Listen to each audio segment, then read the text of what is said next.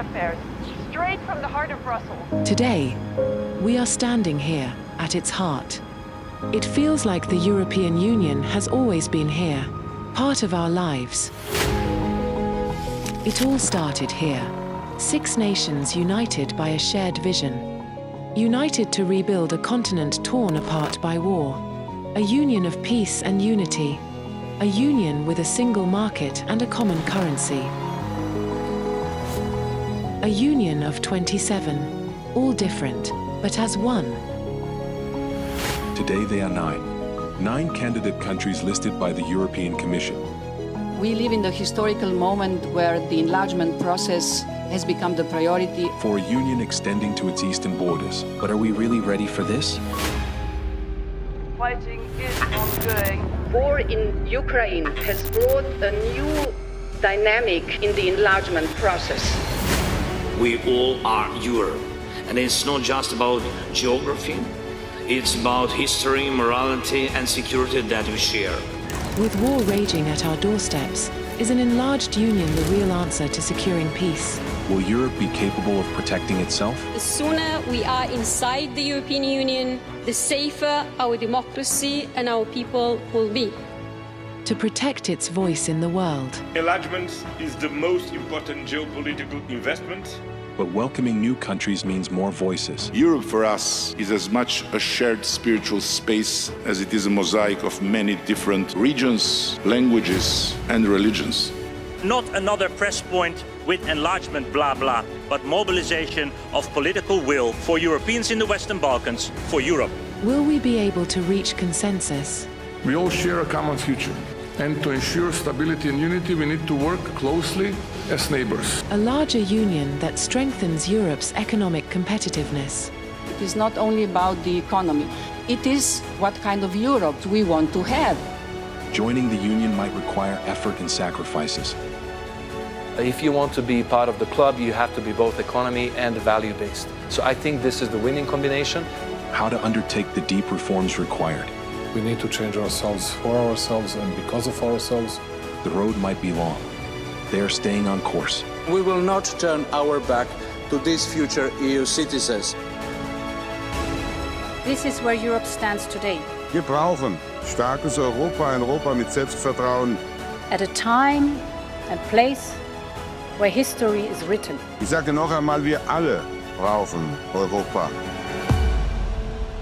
Today, we are standing here at its heart, the heart of a union of 27. Thinking of a larger union. Stronger, united. The fulfillment of a dream. And you? Are you ready for this?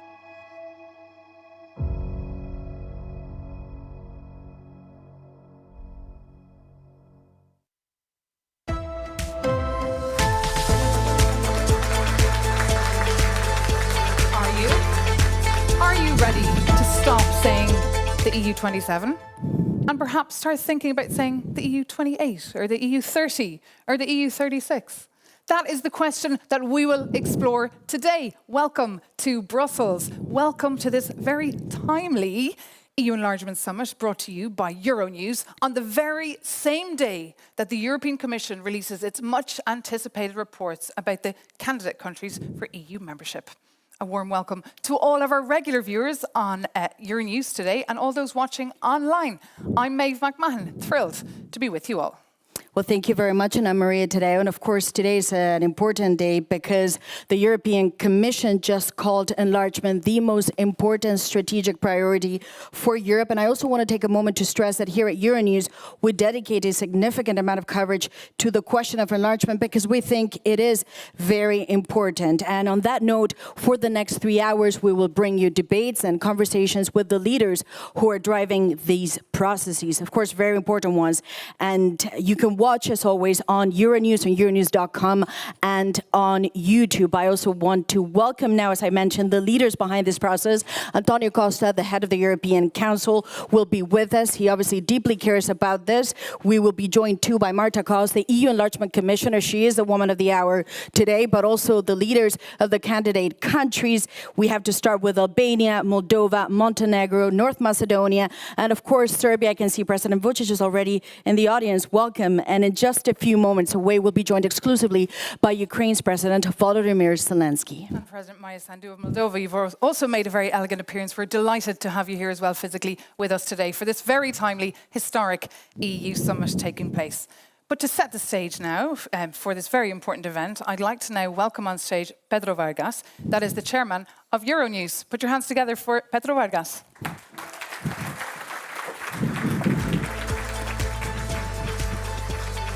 How was it? Good? No, it's good. Excellencies, ladies and gentlemen, it is with great honor that as chairman of Euronews, I open our landmark Enlargement Summit. Euronews is Europe's leading news organization, delivering its content of fact-based, neutral and independent journalism in 19 languages, and with the largest newsroom in Brussels, we are Europe's biggest news channel. The European Union is at the crossroads. Our external friends and foes put us in an unprecedented challenge. Europeans look at the future with fear and preoccupation. But at Euronews, we look to the future with confidence and hope. We believe in Europe. This is why we are gathering here today to relaunch such an important but always delayed debate. Europe is a promise. Europe is a dream. But Europe also needs to be a reality. For far too long, we have promised and failed the countries that want to join us. More than 2/3 of Europeans support the enlargement. It is now time to move on with it. Our conscience and our geostrategic interest must mean that Europe makes a big enlargement until the end of this decade. And let me tell you, President Costa, thank you for your presence. I hope that this happens under your leadership of the Council. Those who oppose it will insist with two repetitive statements. They will say we are not ready, and they will say that they are not ready. Both, in my view, are not true. Let me start with ourselves, the we are not ready argument. The argument that if we have issues and problems at 27, we would have even more problems at 35 and 40. For me, this is a senseless argument. Let us not blame the institutional structures when the problem is our own crisis of direction, starting in the capitals, but also coming all the way up here to Brussels. The problem is not the European project or the institutions. The problem is mistakes we have made in the past and mistakes we continue to do in the present. The problem is people, not institutions, not treaties. It's lack of vision and strategy and too much focus on the issues of the day-to-day. So no, it is not fair to postpone once again any enlargement based on a need to change the treaties for which clearly there is no unanimous support today. Then we will also hear that they are not ready. The reality is that no one is ever really ready to join the European Union. The candidate countries feel like runners in a race. Every time they sprint to the finish line, they see that line being pushed away to a more distant position. We must be frank and ask ourselves, were our own countries ready to join? Coming from Portugal, I have no doubts to say that we were not ready to join. But we...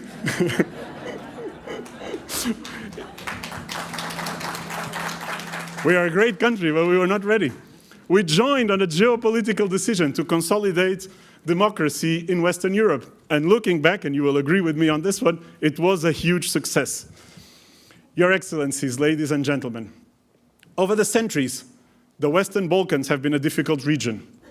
Their diversity in religion, political views, and is their strength, but it is also its weakness. Their membership will enrich the EU.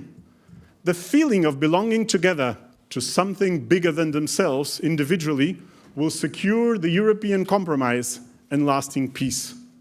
100 years ago, a world war started in Europe exactly in this region. For peace and stability, for our own security, Albania, Bosnia-Herzegovina, Montenegro, North Macedonia and Serbia must join us, all of them, before the end of the decade, for their people, but also and for us. It is as much in their interest as it is in ours. Moldova's recent elections reaffirmed its population willingness to join the European Union. Under very difficult circumstances, Moldovans chose Europe, chose peace. We cannot let them down. We must judge them on their merits and their speed, and not in their regional context. Let me also humbly salute the bravery and the courage of the Ukrainian people. Ukraine is, was, and will always be Europe. The European Union is their future, and at a difficult moment, Ukraine needs more than our solidarity. We cannot accept that in the 21st century, borders are changed by tanks and drones.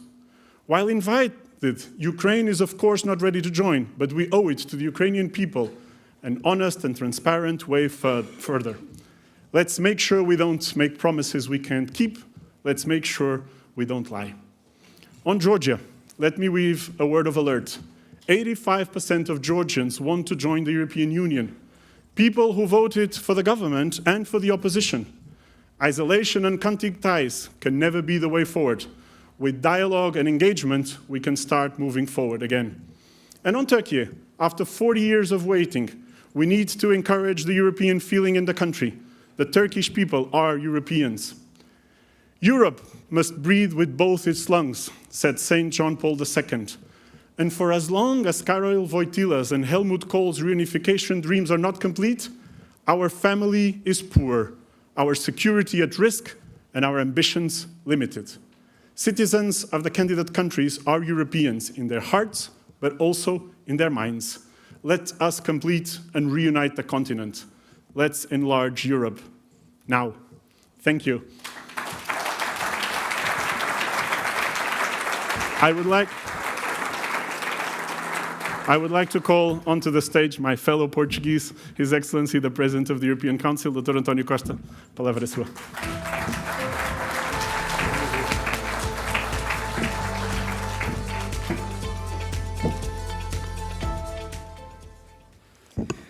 Madam President, Mr. President, ladies and gentlemen, I'm particularly happy to be addressing you here today on the most important day of the earlier calendar for enlargement, the day when the European Commission published their report about enlargement.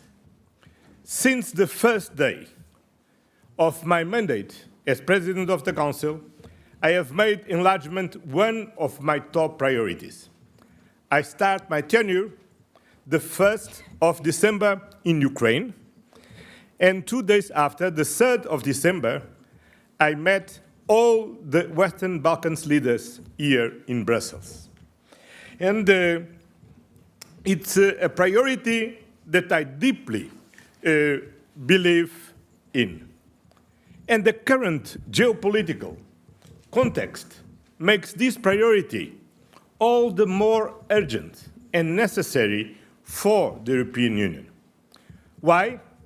In an age of geopolitical instability, an enlargement European Union means a safer, stronger, and more peaceful Europe at home and in the world. Enlarging is the best investment we can make today for our future.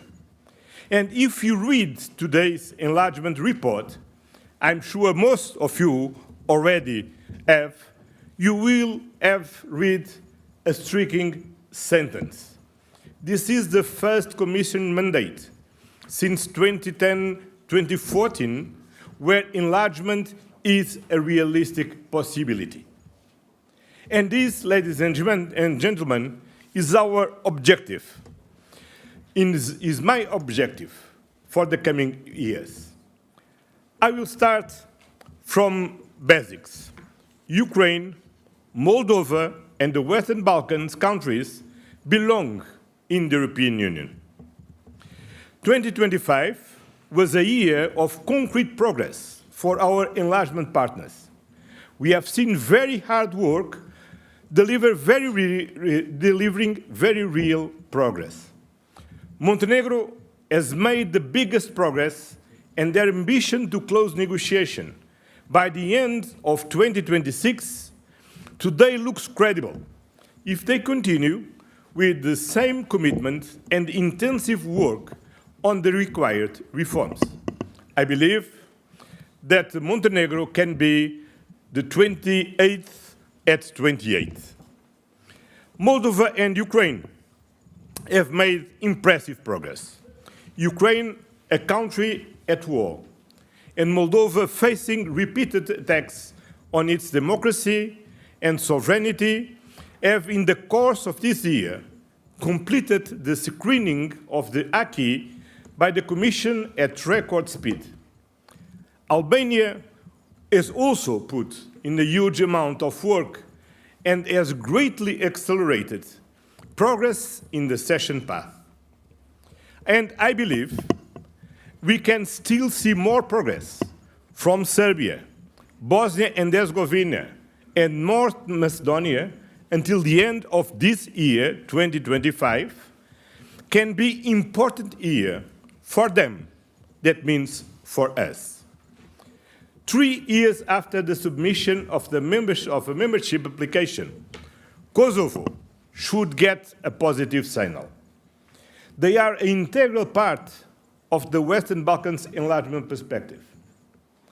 And the European Union is helping enlargement countries meet all the criteria for membership and has stepped up their gradual integration in order to improve their level of preparation for membership. The growth plan for the Western Balkans and the Moldova, worth up 6 billion euros, will already delivering results, changing the everyday lives of the people by joining the single euro payment area, reducing border waiting times, expanding digital networks. And from January 2026, Moldova and Ukraine are joining the European Union free roaming zone. Enlargement today is not an abstract vision or a wish list. It is a transformation process. It is essential to consolidate democracy, the rule of law. At the same time, these are two crucial prerequisites for a successful enlargement. We must be more demanding on the standards and more efficient and pragmatic on the process. To continue the path of deep reforms, in line with the merit-based approach, and in parallel prepare the European Union to be ready, efficient, and capable of welcoming new members. Is not to put a new step, is to do the two paths in parallel, because both are necessary for the candidate countries and for the European Union and for both. This is an internal homework which cannot be avoided or postponed indefinitely. Dear friends, the success of the European Union came from the brave and visionary political determination of our predecessors to overcome centuries of war. The same brave and visionary determination and will must be shown today. Accession partners must decide if they have that determination to move forward with their European Union transformation, or if they prefer to remain trapped by painful historical legacies. The European Union must also decide whether it can afford to lose more time and if it is ready to evolve and adapt to the current geopolitical realities. It is my strong belief that Europe must not become a museum of past prosperity.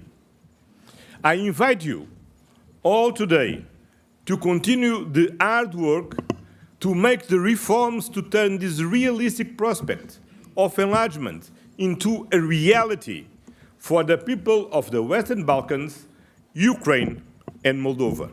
And I'm sure that we will do. Thank you very much.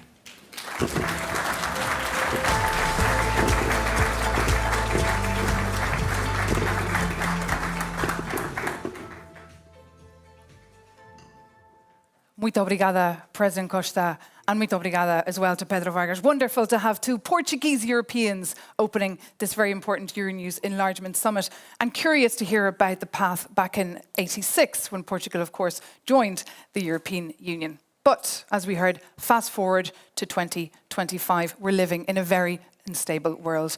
We heard about the geopolitical turmoil we're experiencing today, and that's something that will seriously resonate with our next guest, who's been defending himself from an aggressive neighbour for many, many, many years, more intensively since the 24th of February 2022, when Russia triggered its full-scale invasion of Ukraine.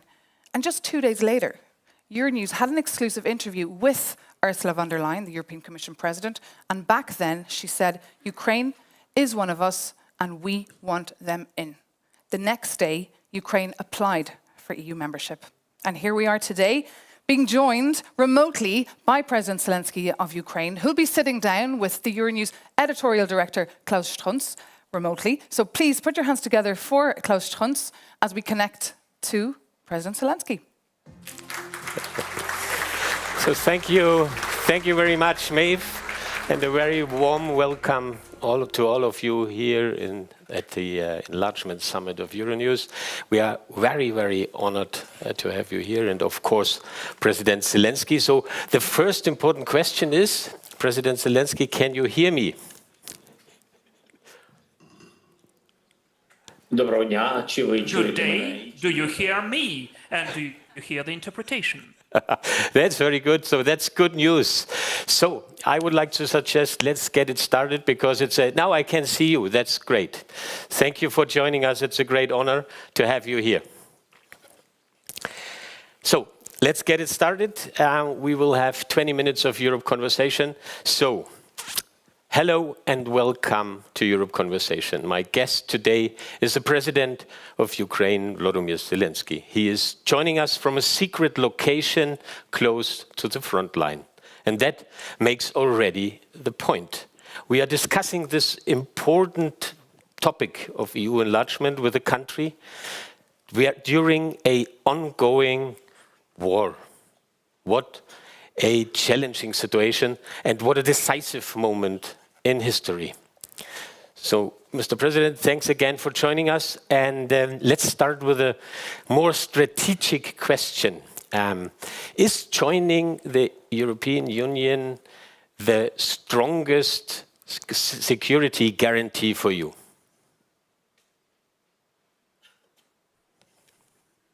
Дякую за запитання. Thank you for the question. Undoubtedly, that is a very important security guarantee for Ukraine. But first, as for security guarantees, I would like to say that the most important thing is the Ukrainian values. Ukraine has chosen to be the EU member through the similar feeling of life, freedom, democracy, humanity, respect to the human rights, just respect to a human, to his or her choice. And that is why we are fighting today for all of that, for our land, for our homes, for the rights and the freedoms of our state. I am now at Pokrovsk direction, and I've come here to support our warriors, our soldiers. Of course, there are some of the issues I need to solve, but the most important thing is the moral support of our warriors at the hottest direction of the combats of the front line today. And believe me, they are at war, not only for the sake of their own families, not only for their own homes, undoubtedly it is important, but for the Ukrainian future, the future of Ukraine in the European Union. So you mentioned it, the war seems to be intensifying. Russia fired in October more missiles at your country than ever before. Do you think that the EU is doing enough to end this war?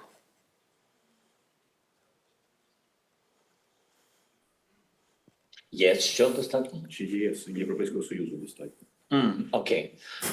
Росія інтенсифікувалася. Russia has intensified only because they don't succeed on the land, in the front line.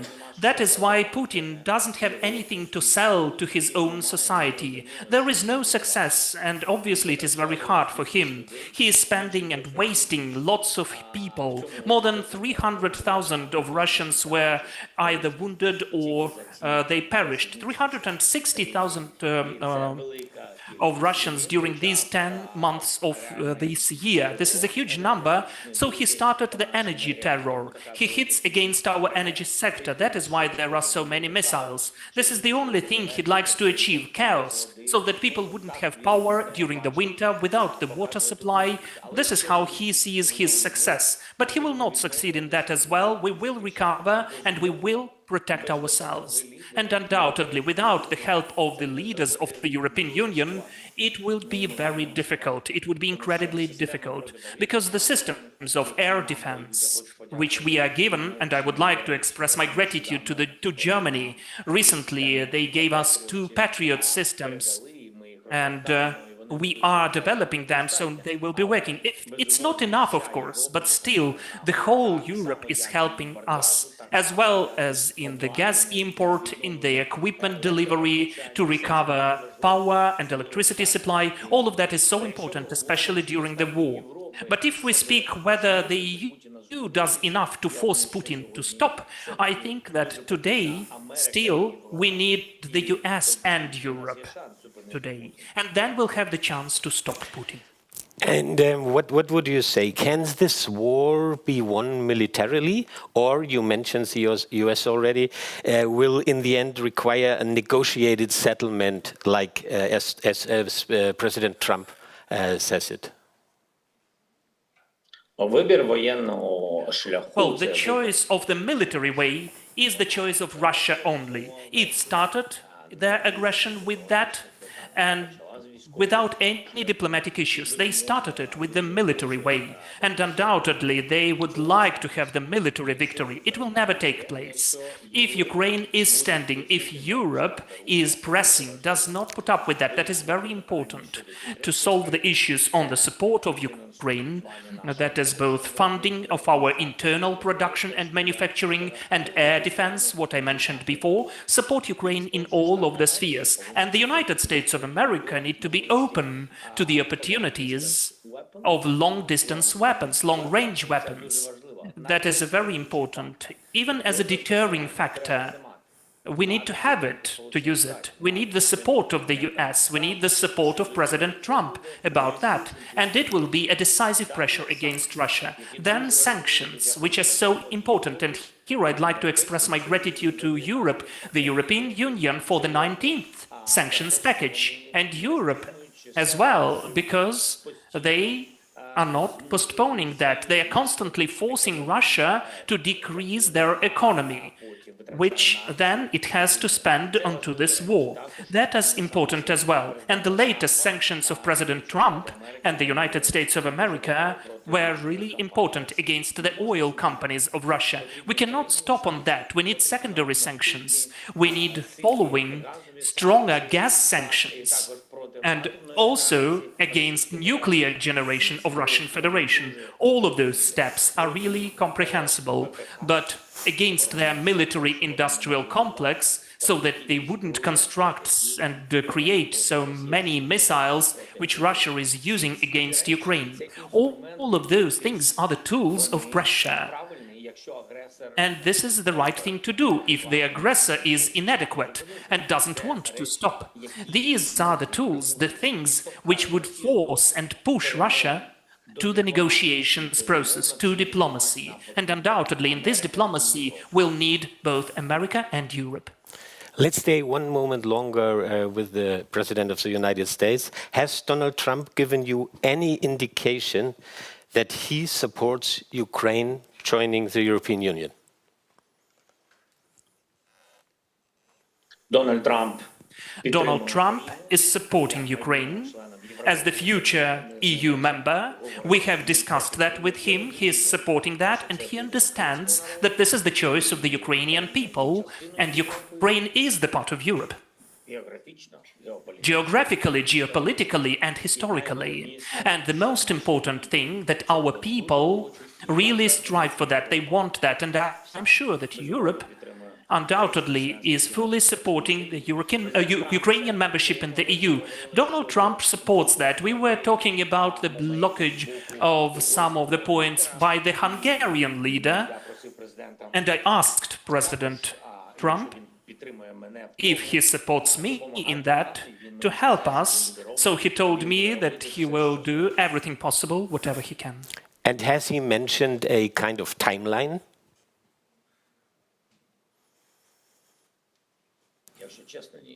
Honestly speaking, no, he did not.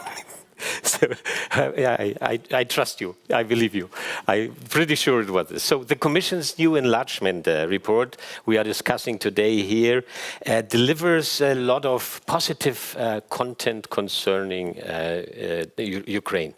At one point, it states, and I quote, "Despite the very difficult circumstances the country finds itself in on account of Russia's war of aggression, Ukraine continued to demonstrate remarkable commitment to the EU accession path over the last year."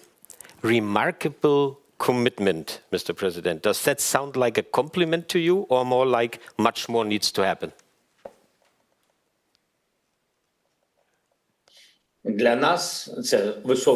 For us, it's a very high assessment, evaluation of our work and our service, and I would like to thank for that to the European Union, the Presidents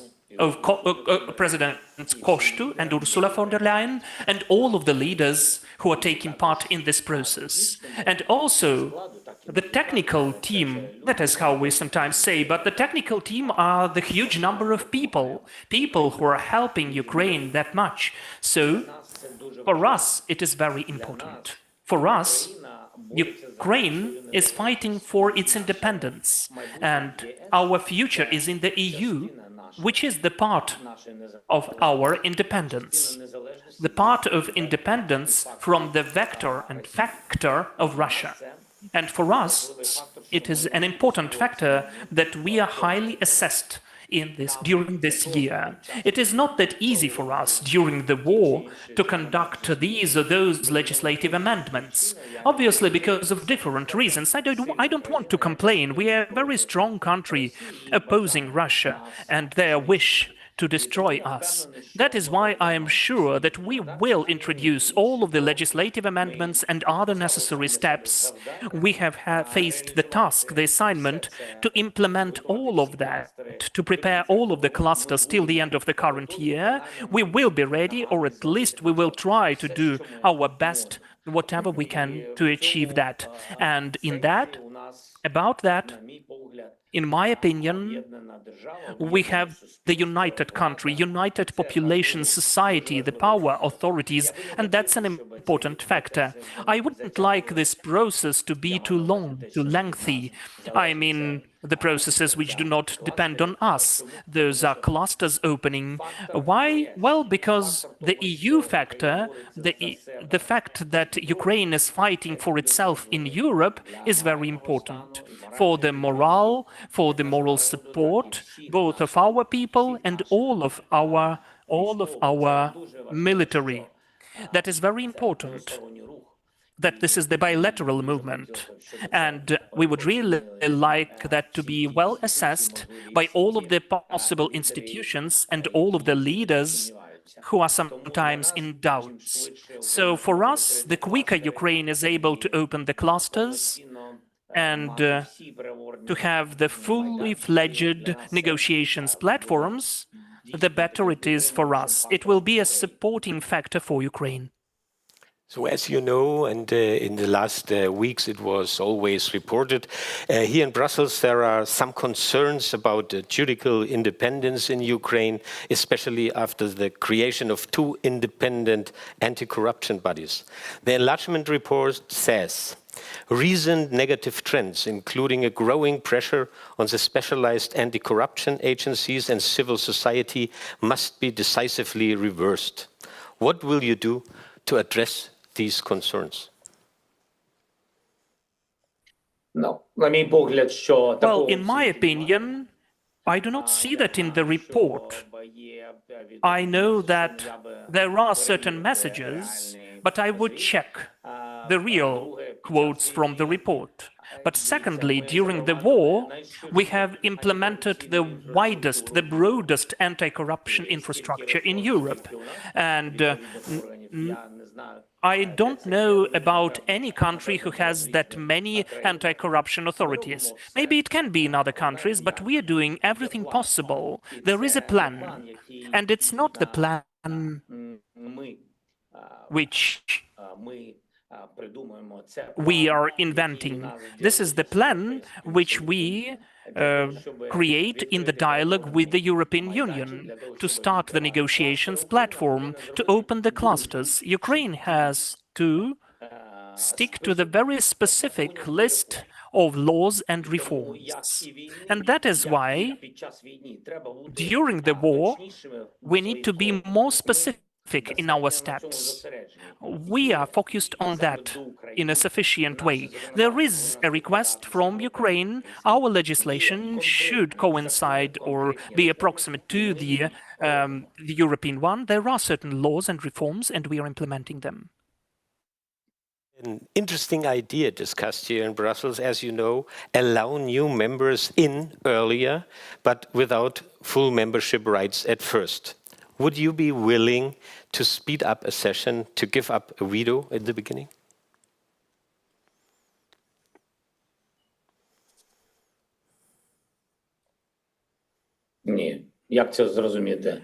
No, how can I understand that? It seems to me it's very important that we would like that Ukraine could get such a treatment as to the equals. And if we speak about the EU membership, it has to be fully fledged. It seems to me that that is very important when we have at the same table equal countries in spite of their size of the territory or the population. It's important that they share similar values. In my opinion, you cannot be semi or demi-member of the EU. Talking about veto, there is all eyes on Hungary. So Ukraine had hoped to open 5 clusters. None of them has happened because Hungary blocked it by veto. What would you be prepared to offer Viktor Orban to move this forward?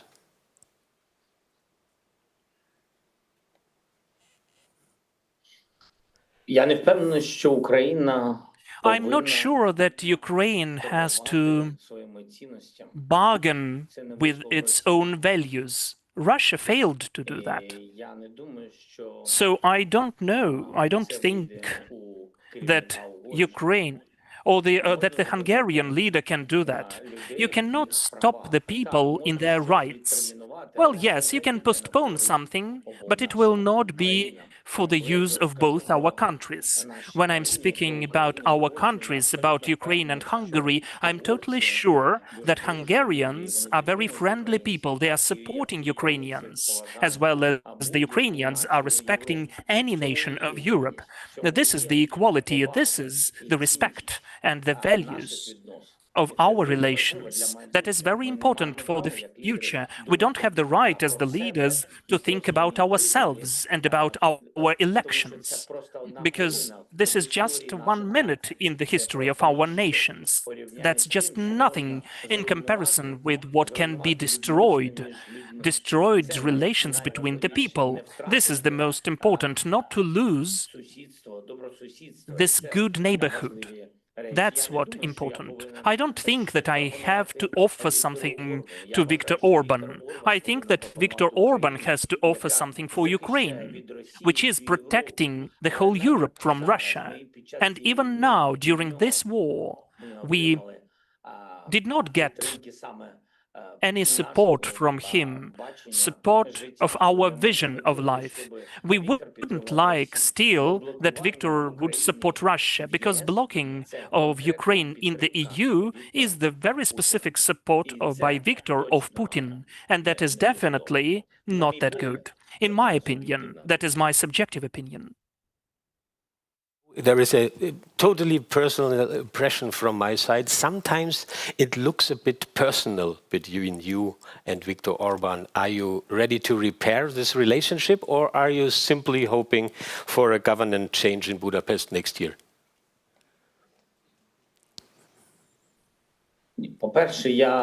First of all, I don't think that anyone has the right to influence the choice of the Hungarian people and the elections in Hungary, in Budapest. That is their personal right, and I don't want to have anything in common with that. I think that this war, the war for the freedom of the country, which is 40 times smaller than the aggressor is, this war will not forget anyone and anything. There will be peace, peaceful times, and we would need to look straight forward into the eyes of each other. We need to have the opportunity to respect each other, and that's it. It's nothing about being personal. It's not about personalities. We are at war for our survival, for our lives, and we wouldn't like any other front lines, even without weapons, any political front lines, open front lines by other neighbors. That's it. We are at war for survival, and we would really like the Prime Minister of Hungary to support us, at least not block us. If we do everything, if there are the rules and we comply with them, whatever is needed to open the clusters, we would like us to be respected. And it's not only the respect to us, but the respect of the Hungarian leader to the rules and regulations of the European Union, as Hungary is the member of the EU. Those are the rules. So you need to do lots of important things, and then the cluster after cluster is opened. That is the way. So let's end with a, let's say, more personal approach, and let us look forward. Where will Ukraine and the EU be in 2030? Or, as I said, in a bit more personal view, will you be the president who brought Ukraine into the EU?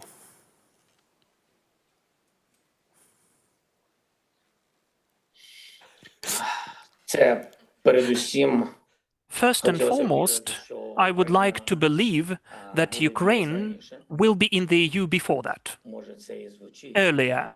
Maybe it sounds a science fiction for you, but still, the protection of independence of Ukraine from Russia also sounded science fiction before. I do not hear you. When you open again the timeline, what is your wish? If it's earlier than 2030?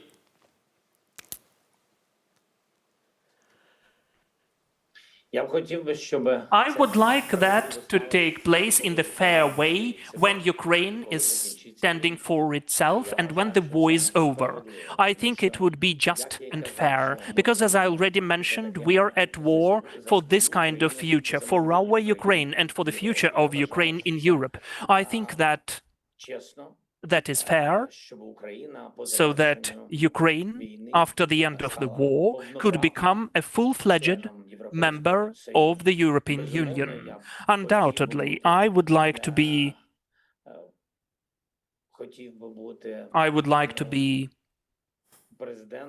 the president who is the president of Ukraine, which is in the EU. But it does not mean, definitely, that this is the main priority. The main thing is that Ukraine could join the EU. But who is the president then, at the moment, is the secondary thing. So thank you for this preview, a bit of personal previews. Thank you for being our guest today, and have a good and successful day. And when we wish you that, it's much more than just a polite closing. So thank you for coming on the Europe Conversation. Thank you.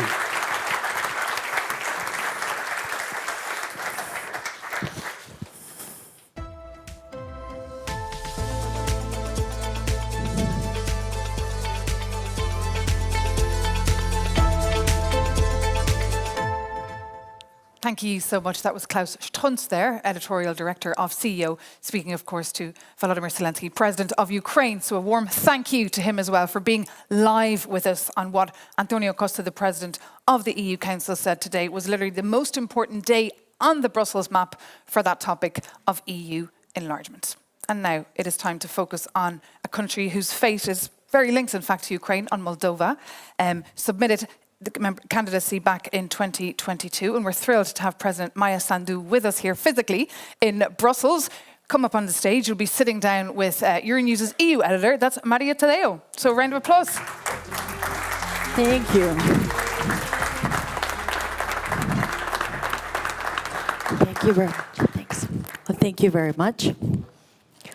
And welcome to the Europe Conversation. My guest today is Moldova's President, Maia Sandu. Thank you very much for being with us on Euronews. Of course, when you run for the election, and you clearly won that election in very difficult circumstances, a choice was very clear. Whoever voted for Maia Sandu was voting for Europe, and it was voting to join the European Union. The obvious question maybe, perhaps it seems obvious to you, but why is this such an existential question for your country?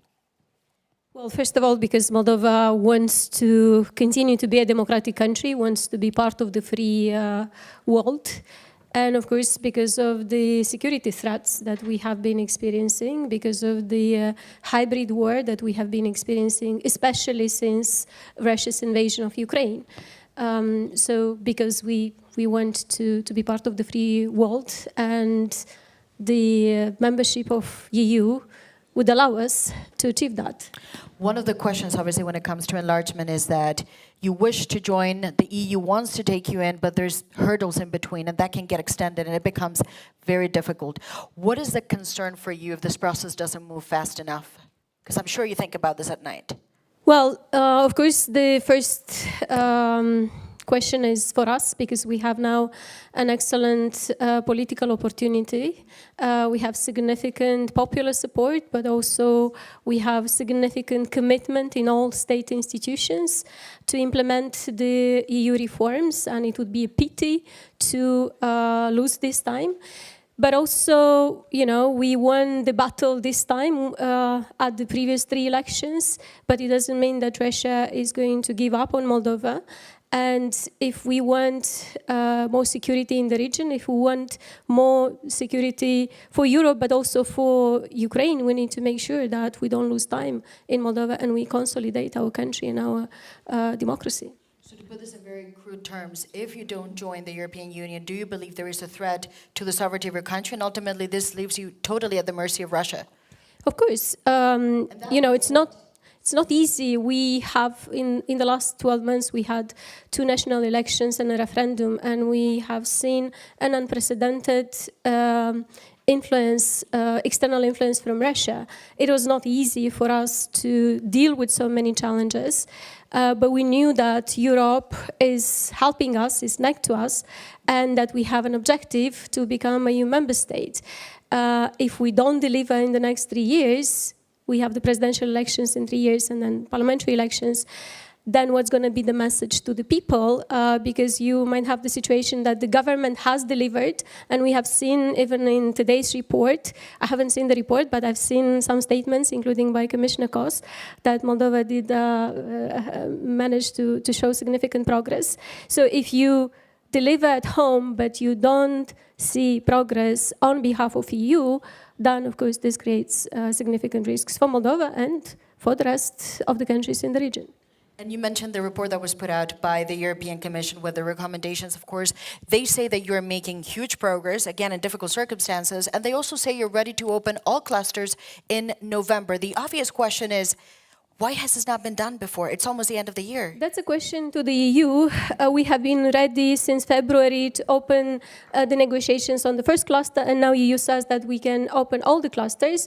And I do understand that there are all kinds of solutions, but EU also needs to have a timetable to take a decision, a deadline to take a decision on this.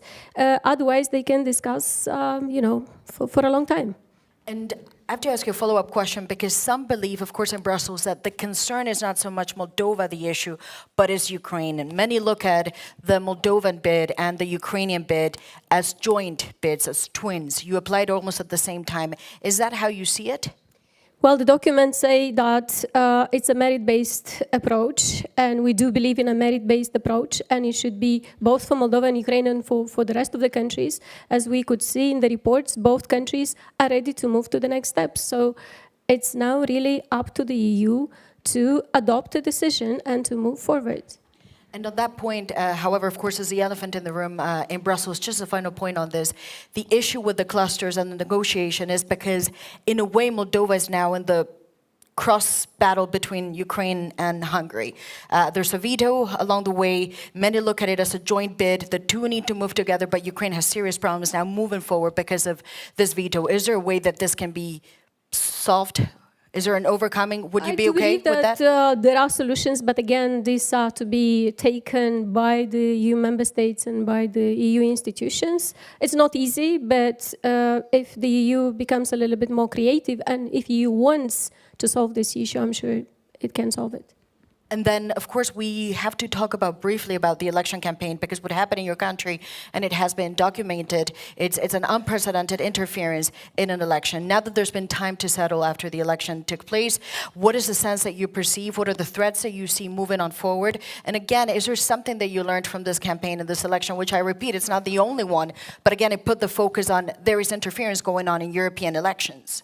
Well, it's easy in Moldova to see Russia's interference because it's been brutal and most of the citizens have seen it. There were many dimensions, of course, the disinformation and manipulation and trying to threat the people with the war that if you vote for EU, then what is happening today to Ukraine is going to happen to you.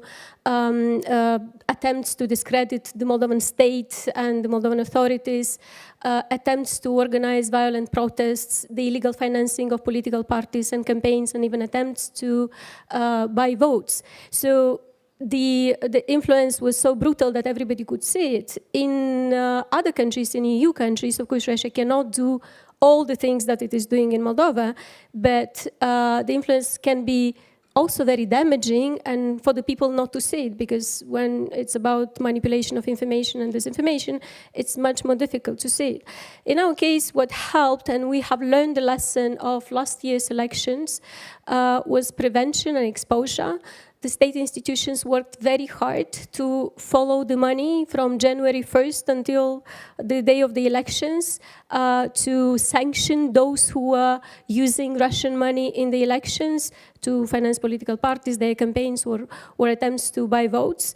Also, the independent media in Moldova did a very good job by exposing how Russia was hiring people for their troll farms and how they were producing this disinformation content and distributing it. So it was a whole of society effort, but again, it was easier for us to make people aware of these risks, and then people knew that what was at stake. It's more difficult in countries where this influence by Russia is not that brutal. And President, of course, with all due respect, many would say this is not really new. This back from the Soviet playbook. If there's a way to interfere, they would try to do that. The issue now, and perhaps why it's magnified, it's because the West is not being strong enough. In your view, is the West being weak? Is there an issue with the leadership? Well, I do believe that for a long time EU didn't take seriously Russia's danger. And I do believe that now the biggest problem is with the online disinformation, because we do have regulations of the audiovisual, but what happens online, and I'm talking about the inauthentic accounts, what is not genuine people's views, what is amplified, again, with money coming from Russia. This is the most damaging part, and I think everybody should take it seriously. Can I ask a question which was not really at all something that I planned on asking, but now that you mentioned the digital and the things that you see on social media, I remember the Vice President of the United States said, if your democracy can be unsettled by a bunch of TikToks, maybe it's that your democracy is not that strong at all. He said that at the Munich Security Conference. Is that something that you think it's fair, or you go, actually, no, what we're seeing now, it's unprecedented. You've never seen a country like Moldova, small country, dealing with this amount of pressure.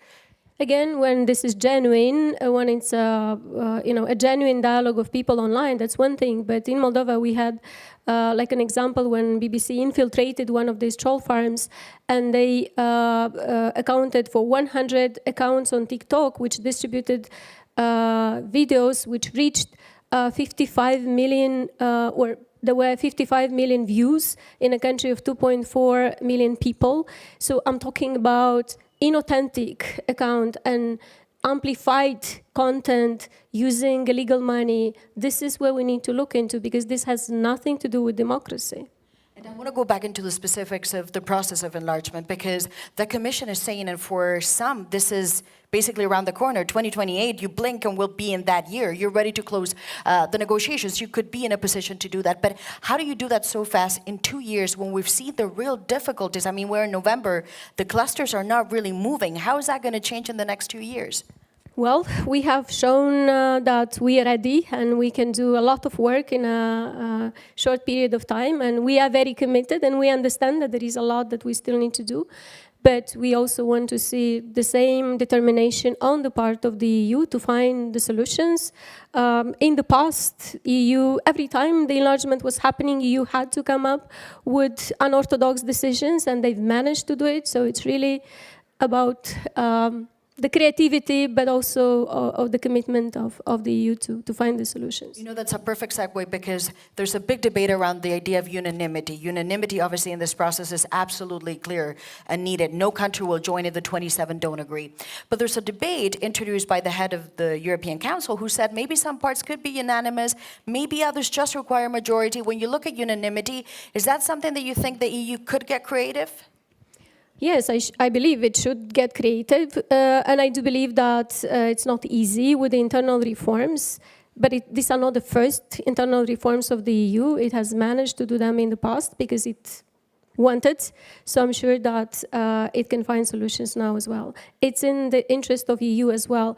You cannot allow for some dozen countries to be used by authoritarian regimes against the EU, because this is what's going to happen if there is not going to be a real perspective for the EU integration for those who are working hard to meet the EU standards. Do they understand that? Because I know you've said we need now from now on clarity, but also engagement. Do they understand that? Or they go, obviously you're lobbying for your country, you have to say that. Well, we've been talking, and I'm using my time here in Brussels, of course, to talk to member countries, but also to EU officials to find solutions. Do you think something around this could change in the next few months? I know it's a difficult question, but did they give you an... I really hope this is going to happen. We need solutions in the next few months. And did they give you an indication, however, when it comes to unanimity, the clusters, how to move forward? It's different a wish to an indication. Was there an indication?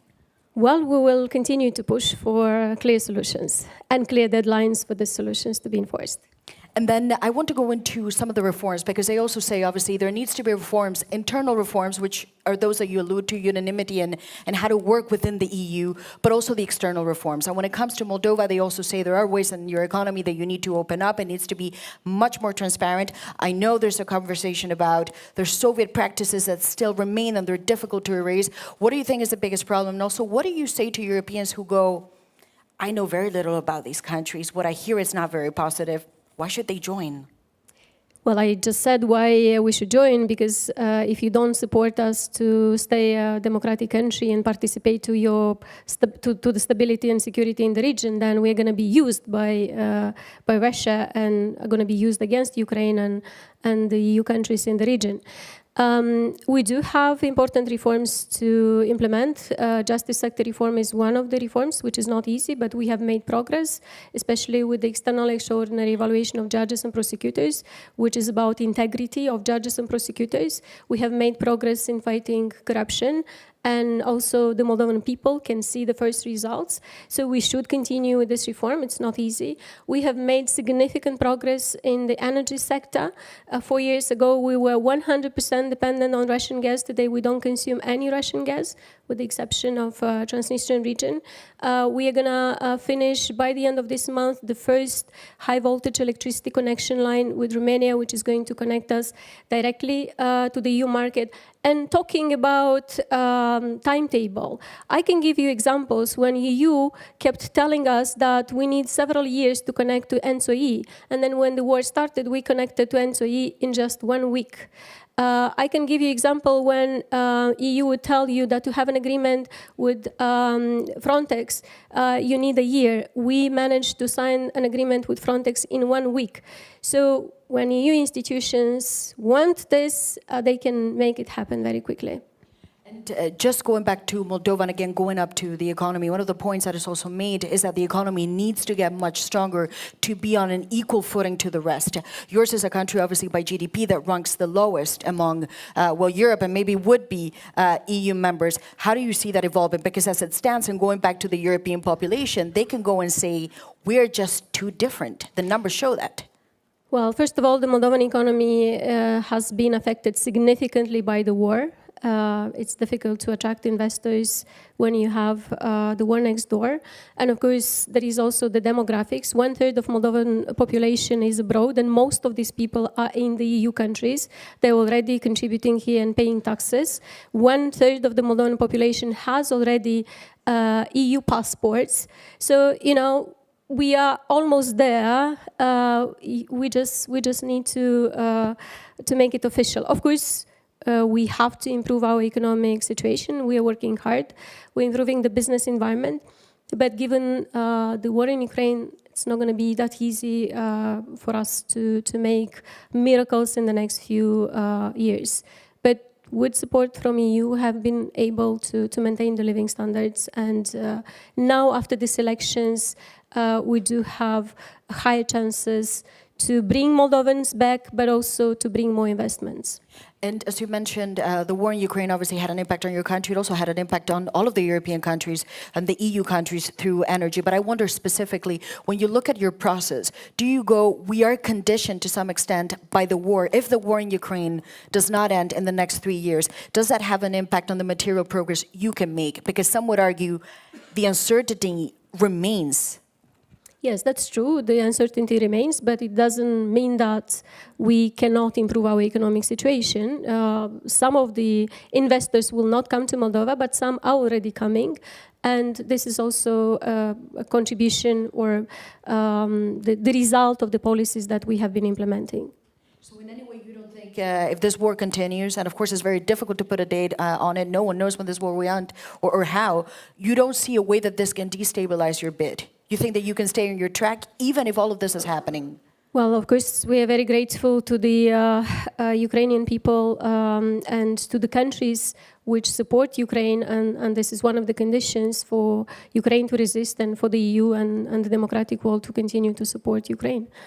Otherwise, the war, of course, continues to be a threat to Moldova and not only to Moldova. And just lastly, of course, you will be meeting with different European officials. Obviously, this report has come out. A lot of the work will now be dictated by a timeline. We've talked about what they demand of you, but I wonder in your conversations, what is it that you will be asking from them in priorities 1, 2, 3 that can be done over the next year? So specific matters that can move. Well, for now, it's opening the negotiations on all the clusters, as they have said in the report that we are ready. So this is what should happen. President, would you consider that a failure of the EU before the end of the year? They promised a lot. I don't want to think about failures. I want to believe that by the end of this year, the EU is going to find solutions. For all of the clusters? For all the clusters. And then lastly, just when you look at next year, if you just go in an order of priorities, this is what we would like to see. What is it that you will be asking? And not just general ideas, but just specific things that you say, when we need engagement, what does that mean practically? Is it more meetings? Is it delegations go in there? Is it more dialogue, direct dialogue? No, we really need to now sit and work. We need to get the closing benchmarks from the EU, and these closing benchmarks need to be agreed by all the member states so that we could work very seriously in the next 2 years on meeting these closing benchmarks. And of course, the support that we might need for some of the reforms based on the agreements we're going to make. And just lastly, when you look at 2030, maybe even 2035, what do you see? Well, in 2030, I see Moldova part of the EU. Well, President, thank you very much for joining us. And of course, that was Maya Sandu, my guest in this Europe conversation.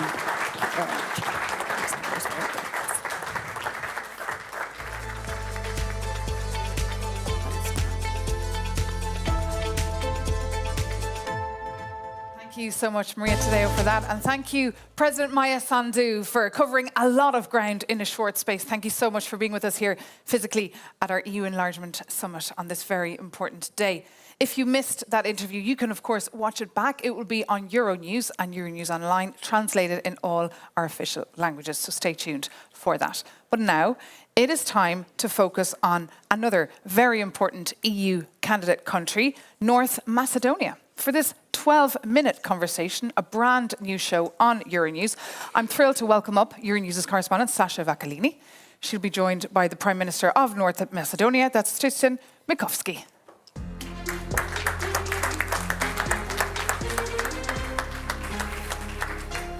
Hello, thank you very much for being here. Please take a seat. Thank you for the invitation.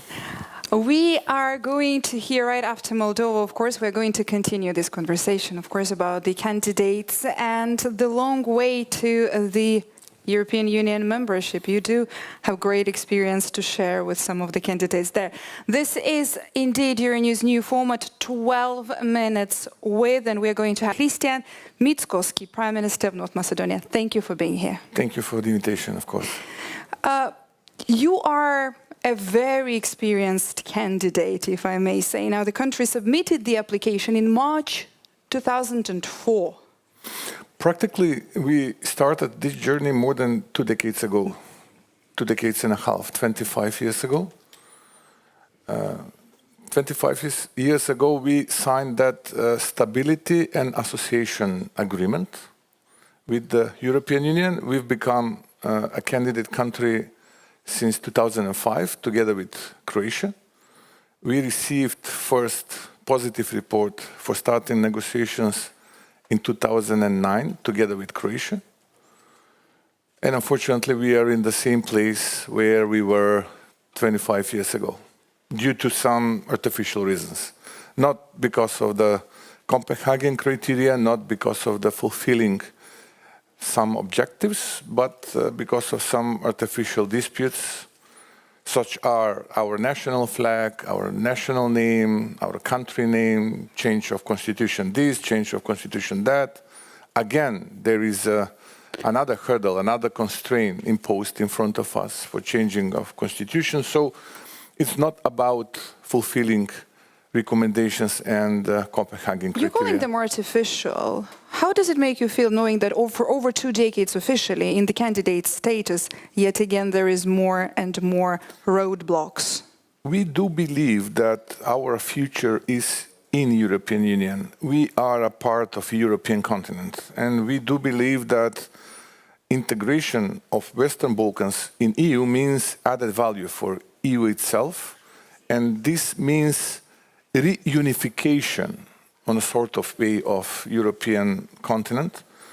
And I do think that the future of my country and the future of my nation, Macedonians, is within European Union. And therefore, despite all those humiliations and disappointments, and despite the current frustration which is inside of our citizens, we do share the same values.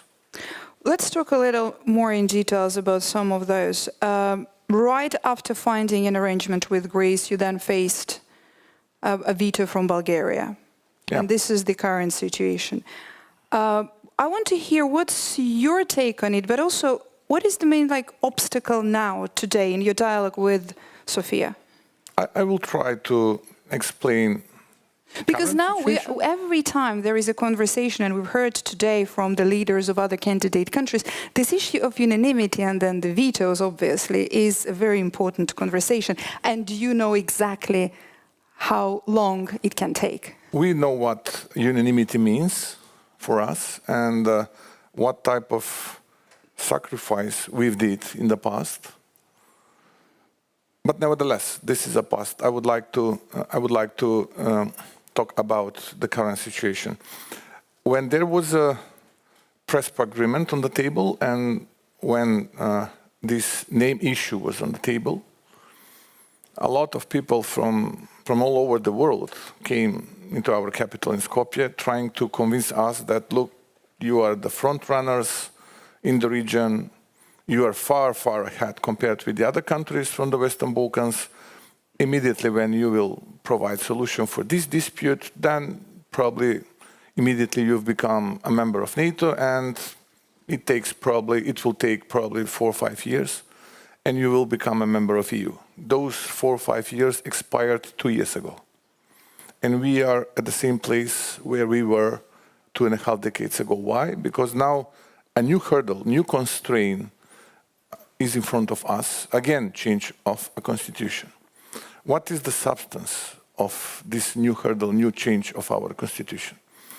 We need to add into the preamble of our constitution, which is a descriptive part of our constitution, a part of Bulgarian people which are living in our country. And according to the last census data, we are talking about a couple of hundred people. We're not talking about millions, we're not talking about hundreds of thousands of people. We're talking about literally a couple of hundred people, which declared during the last census that their mother tongue is Bulgarian language. But however, citizens of my country, full of frustration, are asking me, okay, Prime Minister, what is now? What is now the problem? Why we need to change our constitution again? Okay, if we do this, this will be the last one, or probably there will be some additional in the future. Why we need to bring a couple of hundred citizens of our country into our constitution? We're talking about violation of someone's human rights. Who we are politicians to judge whether someone's rights being violated or not? We can only misuse that issue. The real institution which is judging whether someone's rights being violated or not is in Strasbourg. It's called European Court for Human Rights. And what European Court for Human Rights says during the last couple of years, 14 times in favor of Macedonian community in Bulgaria and 0 times in favor of Bulgarian community in my country. So, then there is another question, additional question. Why we should change our constitution then? Why we are not talking about Macedonian community in Bulgaria? What about their human rights? What about their human rights because they are not allowed to register non-governmental organization? We're not talking about change of Bulgarian constitution. We're not talking about a sort of reciprocity. We're talking about registering non-governmental organization. And what we are saying, okay, the best corruptive government in Europe accepted that deal to change constitution, suspending the parliament in my country, suspending the voice of the parliament in my country, and they are now in the history. There is a new government, and this new government is saying, okay, those guys, those ladies and gentlemen accept it. But what about international law? What about resolution that is protecting human rights in the countries which are in the perimeter of European Union? How do you communicate that specifically with this community? How do you build this dialogue with them? Trying to convince them, probably, or explain it to them.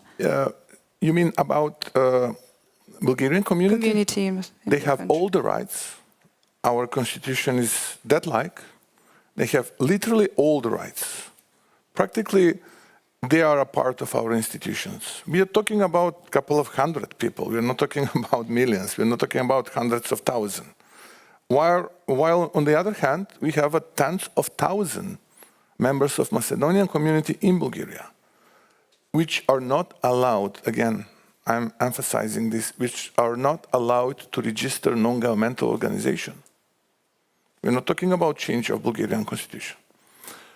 But okay, again, I'm saying, okay, they are in, we are out, this is a bit of bullying, okay, we would like to see ourselves on the table in Brussels, and what is now the price, and whether this is the last price that we should pay. This is the real question. How do you see the other EU membership hopefuls, the candidate countries who are facing quite similar obstacles on their path? What would be some kind of piece of advice that you could share with your experience? Again, given that you had to overcome first one veto, then the second one veto, and then, as you said, who knows which one might come next? I can't remember similar case. Maybe in the past that was a dispute between Slovenia and Croatia. In the meantime... There is a certain veto happening now with the candidate countries, as we've heard with the president of Ukraine. No, I'm talking about the past. About the current situation, I'm not surprised. I'm not surprised that the similar situation will occur in the future.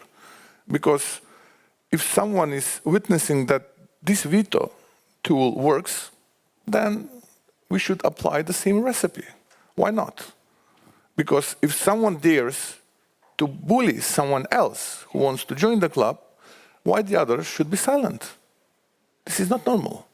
If we are accepting that principle once, then this principle will destroy all the values developed by De Gasperi, Schuman, and Adenauer when this organization was developed. So, the European Union itself should ask themselves what we are doing. What we are doing with this unanimity, and is it according to the principles and values based on which we've been developed? So I'm not surprised, and probably this will occur in the future again and again because it works. It obviously works because 2.5 decades ago we started this journey, and we are at the same place where we were 2.5 decades ago. Why? Because someone is misusing this tool. And in this current situation, my final question to you would be, how disappointing it is for average Macedonians to, as you say, for over 2 decades to be, these are generations who've been waiting for over 2 decades and yet facing these roadblocks. Very much. Are they losing the motivation to join the European Union? No, definitely. The support is the highest in the region, maybe, or among the highest in the region. I'm working as a professor and teaching mechatronics. For me, it was in my previous life. Now I'm the Prime Minister for almost a year and a half. But I was very sorry when I was witnessing how my students are willing to depart from the country. Why? Because simply they were missing hope. They felt hopeless. And most of them are living now in the European countries, in the EU countries. When I was elected as a Prime Minister, I said, okay, this is a hurdle. Probably there will be a lot of challenges in front of us until the very end.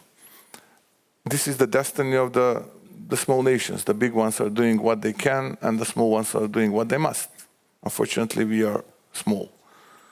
But let's do our homework. Let's finish our homework. Let's create a good environment. Let's bring back home youngsters, and let's develop something that will be good for them. And let's deliver homework that will impress EU. And maybe then someone from EU will say, enough is enough. Let's do something for them. Otherwise, this is damaging our values, and practically this does not have a future. And that's why I do believe that we need to finish our homework, and we are delivering. Since we were elected as a government, we are going in terms of economy. We have the biggest growth of our GDP, either it is real or nominal, among the top 3 or top 5 in the EU. This year and the previous year, we have low inflation rate, macroeconomical situation is quite decent, and people are coming back home, which is good. So they're not losing. They're not losing. But thank you very much. We'll have to wrap it up here. Thank you for this experience and for sharing it with us here for the enlargement talks. That was 12 minutes with Prime Minister of North Macedonia, Hristijan Mickoski. Thank you. Thank you for the invitation. It was my pleasure.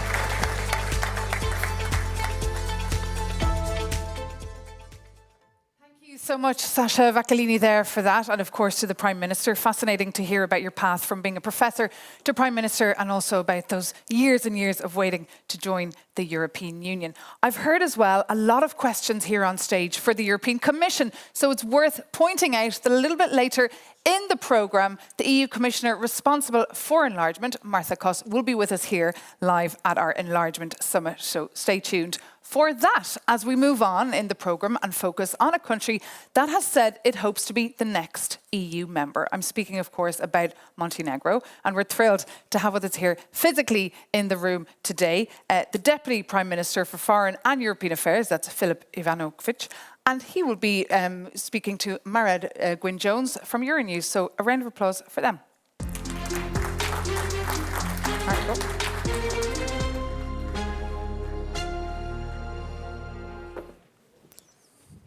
Welcome, Minister. Hello. Take a seat. Thank you.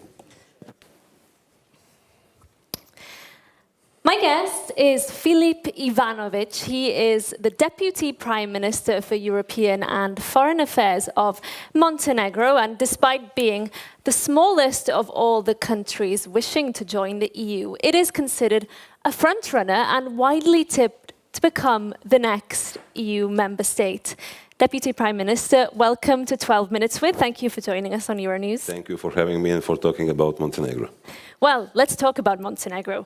As I said, the smallest, but the most advanced on its path to becoming an EU member. And you just received a glowing appraisal from the European Commission saying that if you keep up with this speed of reforms, you are on track to join in the next 3 years.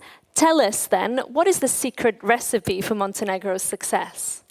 Well, first of all, let me tell you that the report that we have just received is additional evidence to the plan that we as a government had, which is to have each of the reports being better than the previous ones.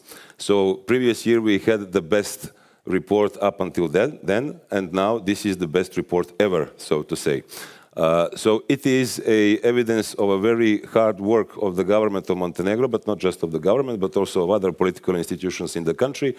But it is also an introduction, I would say, to a very successful intergovernmental conference that we will have by the end of this year, where we will close several chapters.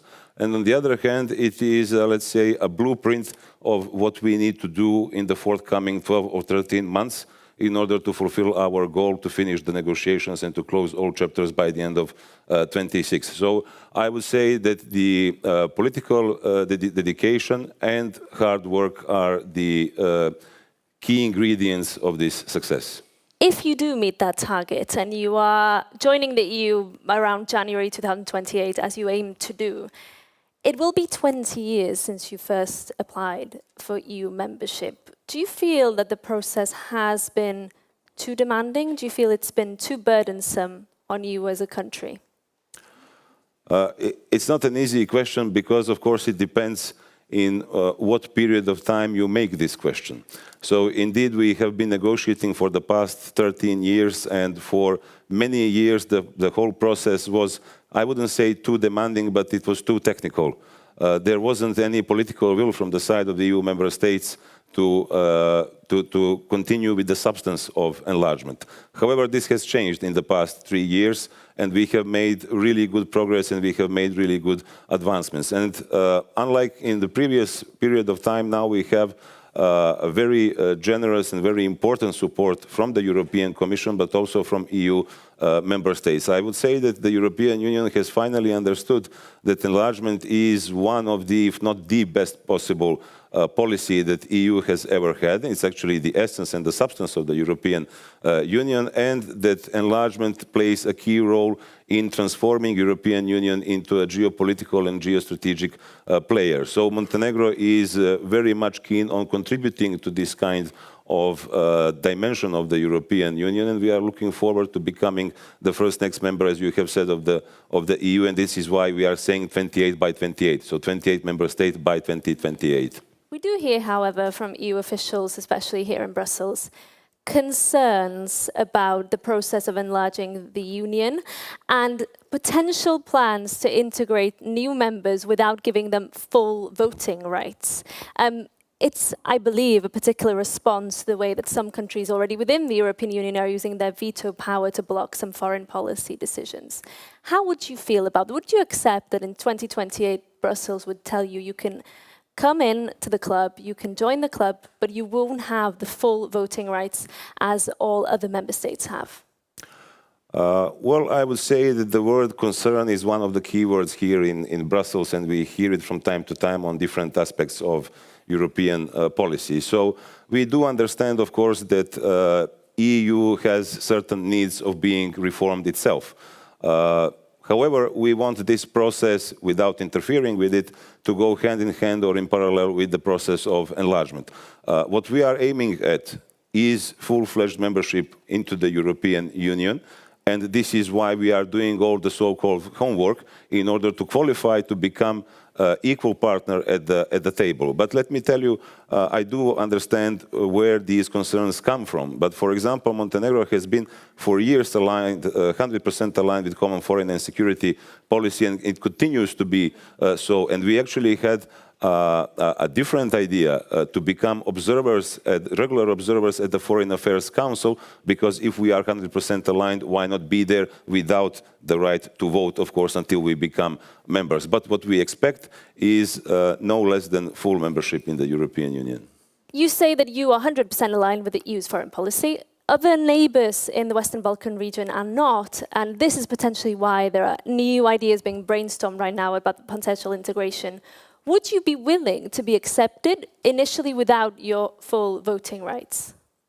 I would say that this is hardly acceptable, especially since, as I said, for years we have been aligned, and why we will not continue to be aligned. This is a very abstract and theoretical question. And of course, we do not want to be victims of anybody else who thinks differently.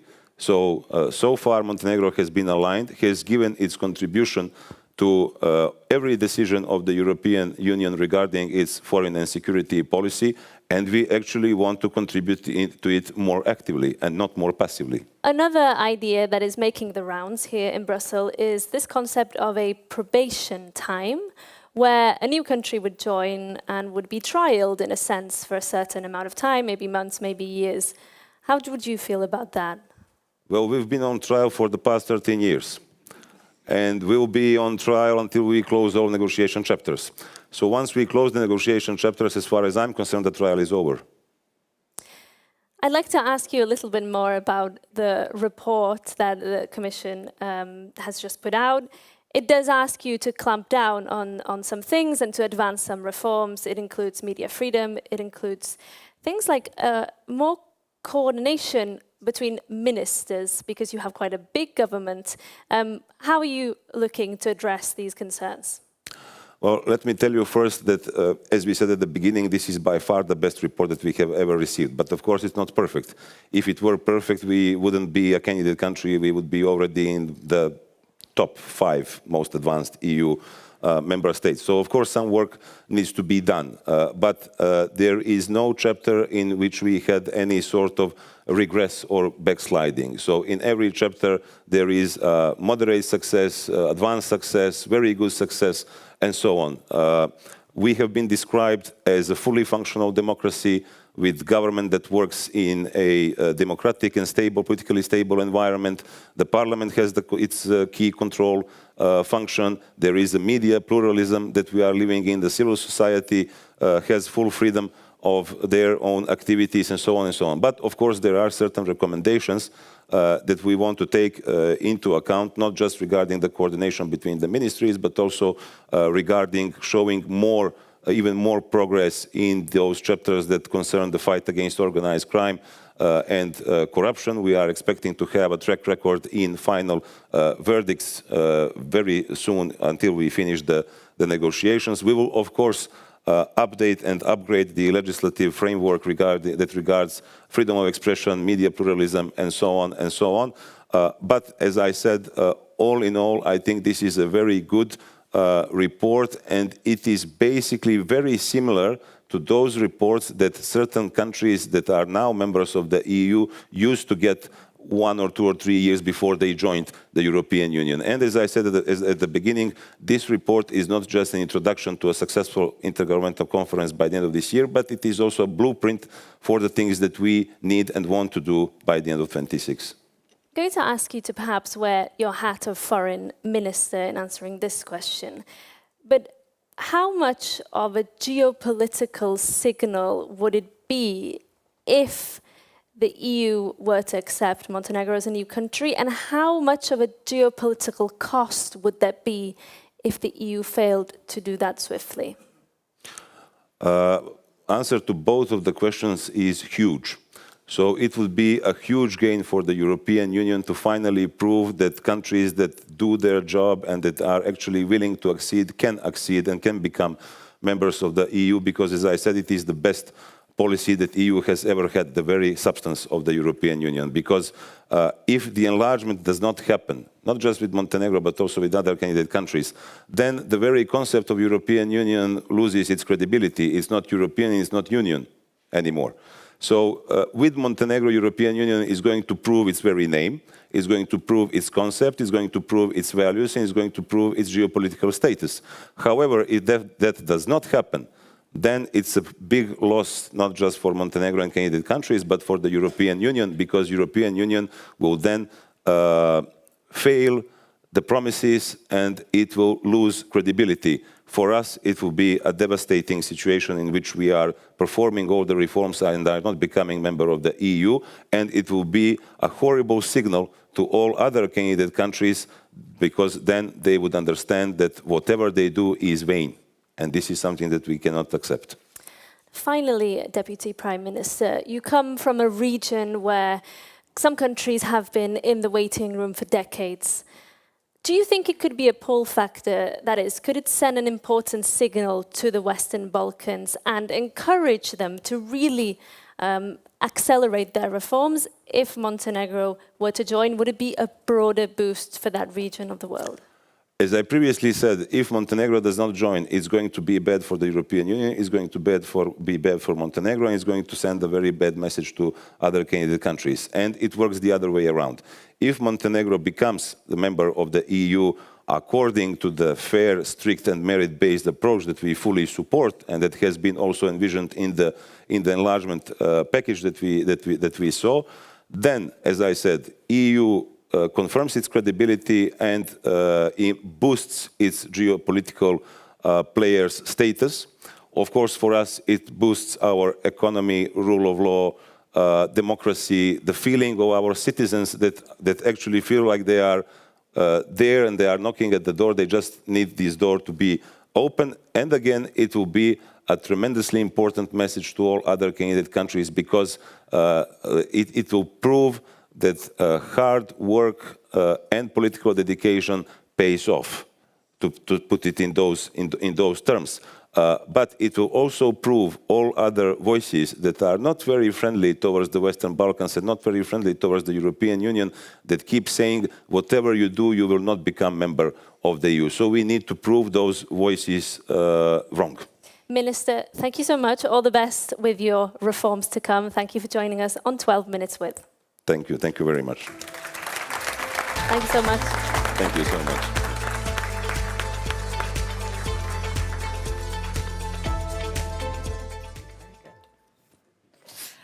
Well, thank you. And of course, now we're going to take a 30-minute break. But of course, stay tuned and stay with us if you're watching from home, online, on YouTube, or on Euronews.com, because we still have a lot more to come. The EU's Enlargement Commissioner will be with us. She's the moment of the hour, so you should want to stay for that. We'll also be joined by Serbia's President Aleksandar Vučić and, of course, the Prime Minister of Albania, Edi Rama. So we'll be right back. Stay with us.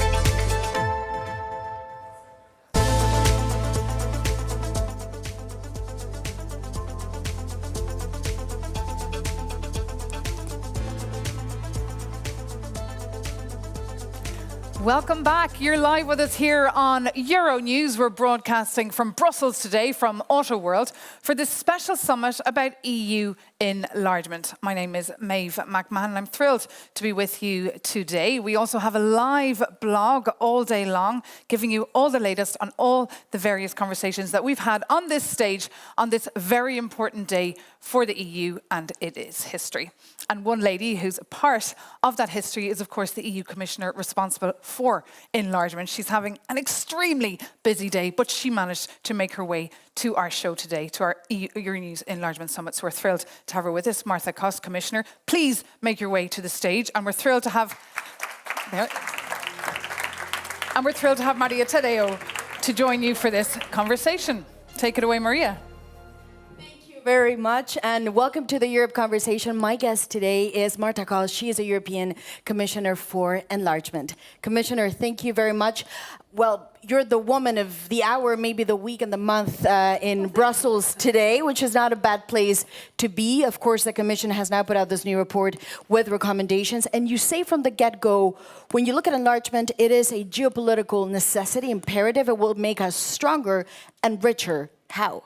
If we do it right. It's not, just normally that it will make us stronger and richer, but we live now in a special times when once again the enlargement could be the most successful policy helping European Union to answer to the challenges which occurred in the last, I would say, 1 year or even earlier when the war in Ukraine started.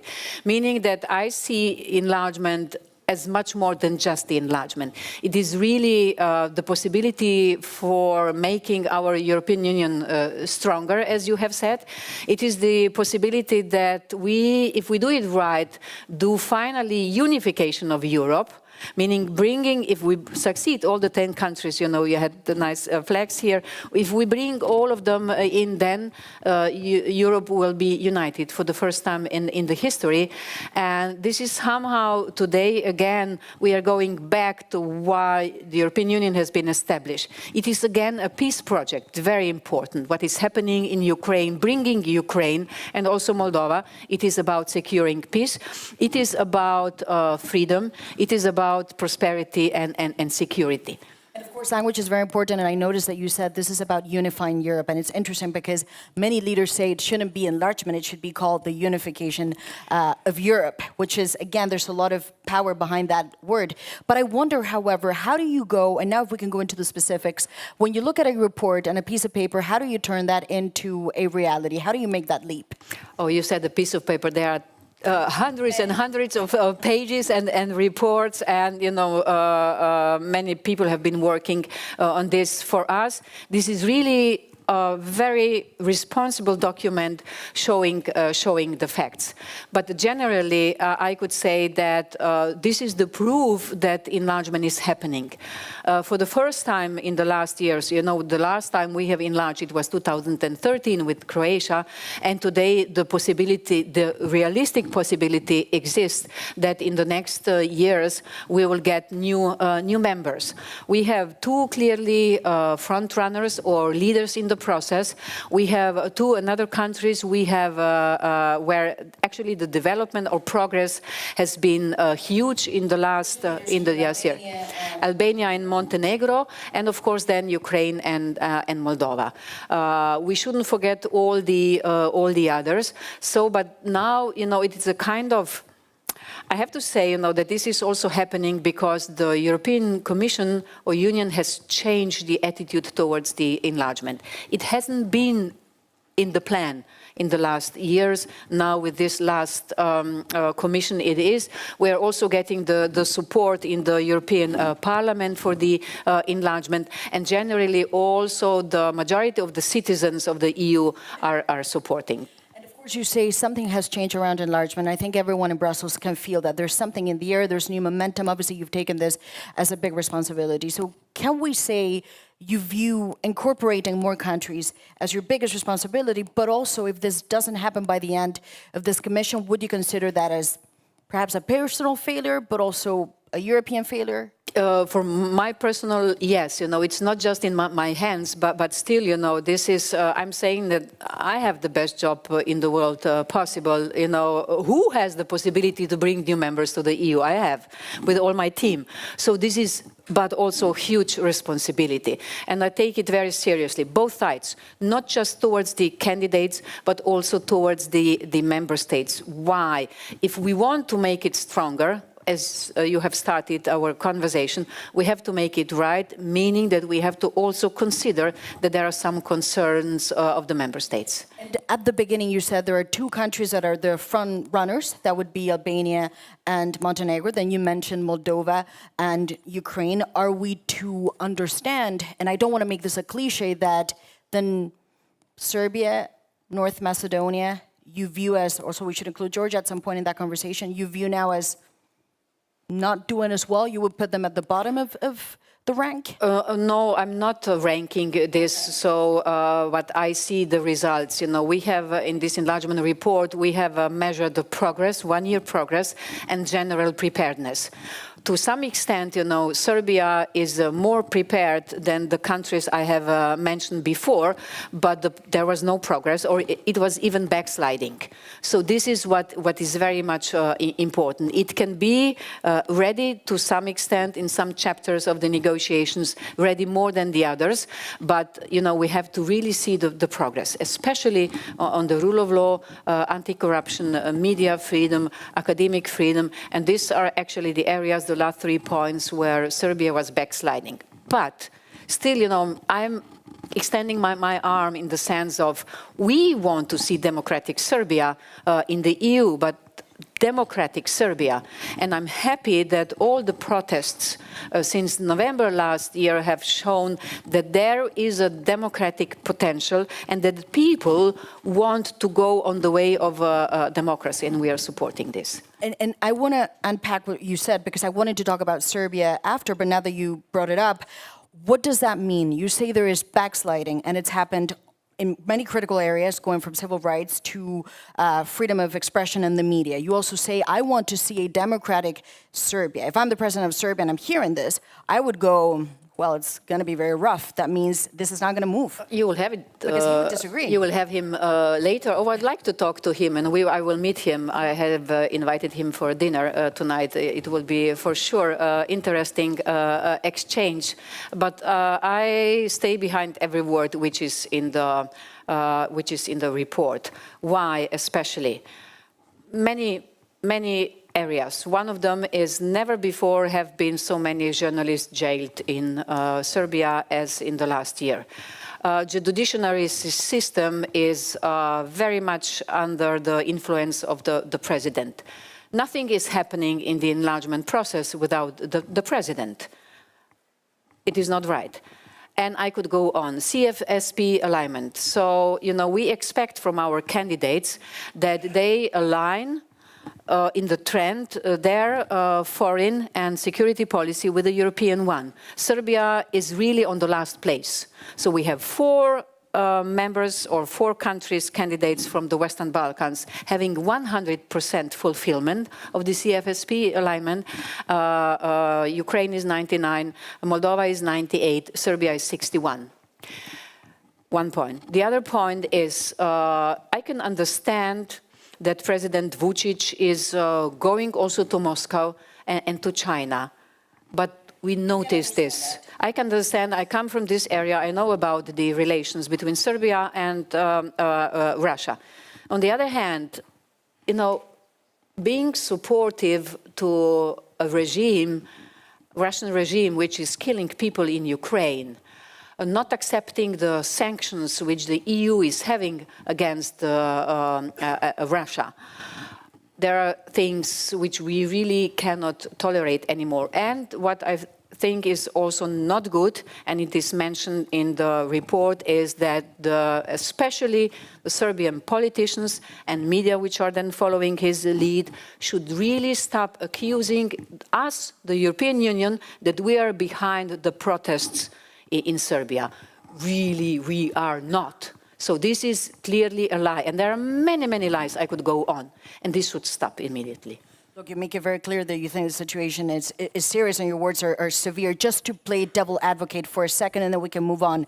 What the Serbian authorities would say is that we don't apply EU sanctions because we're not a member of the EU. If we joined, we would be aligned.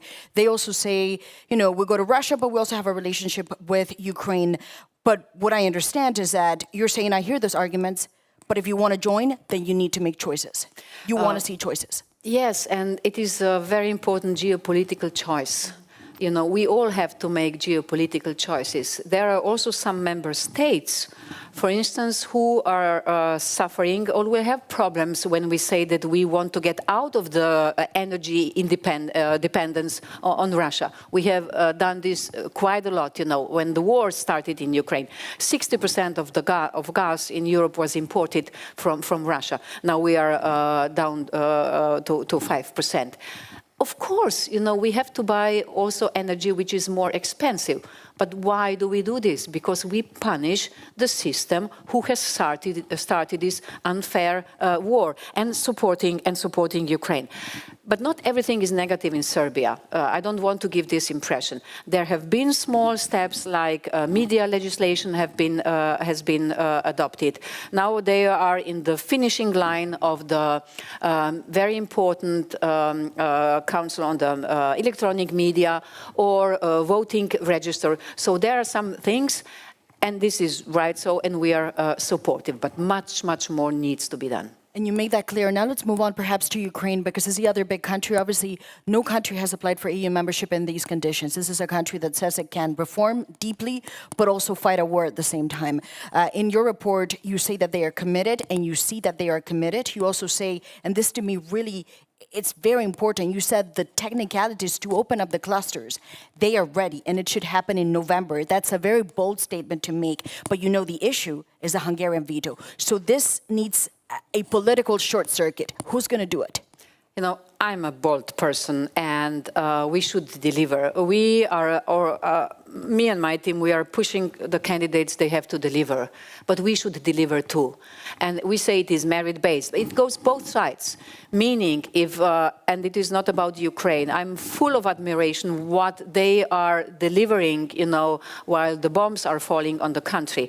And the same for Moldova. But they have delivered, so we will be by November ready to open all the clusters.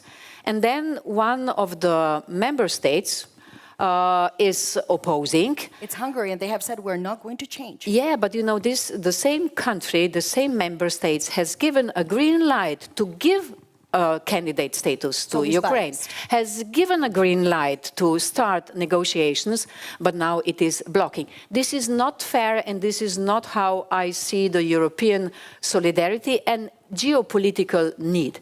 But of course, I'm sure we will find the solution.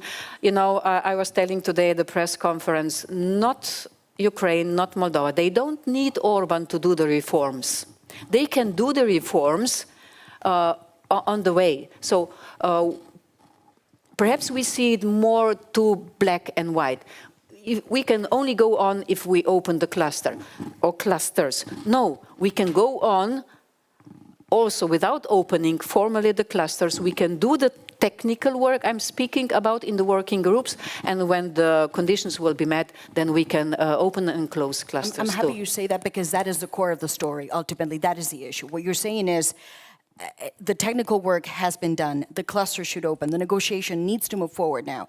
But it's clear by now that the technicalities are not going to fix this, because it's November and nothing has happened. It's almost a wasted year. The only way forward is political. So what does that look like? Is it the German Chancellor saying to the Hungarian Prime Minister, you need to do it? Is it Antonio Costa saying, we no longer do unanimity, in some ways we just need a majority?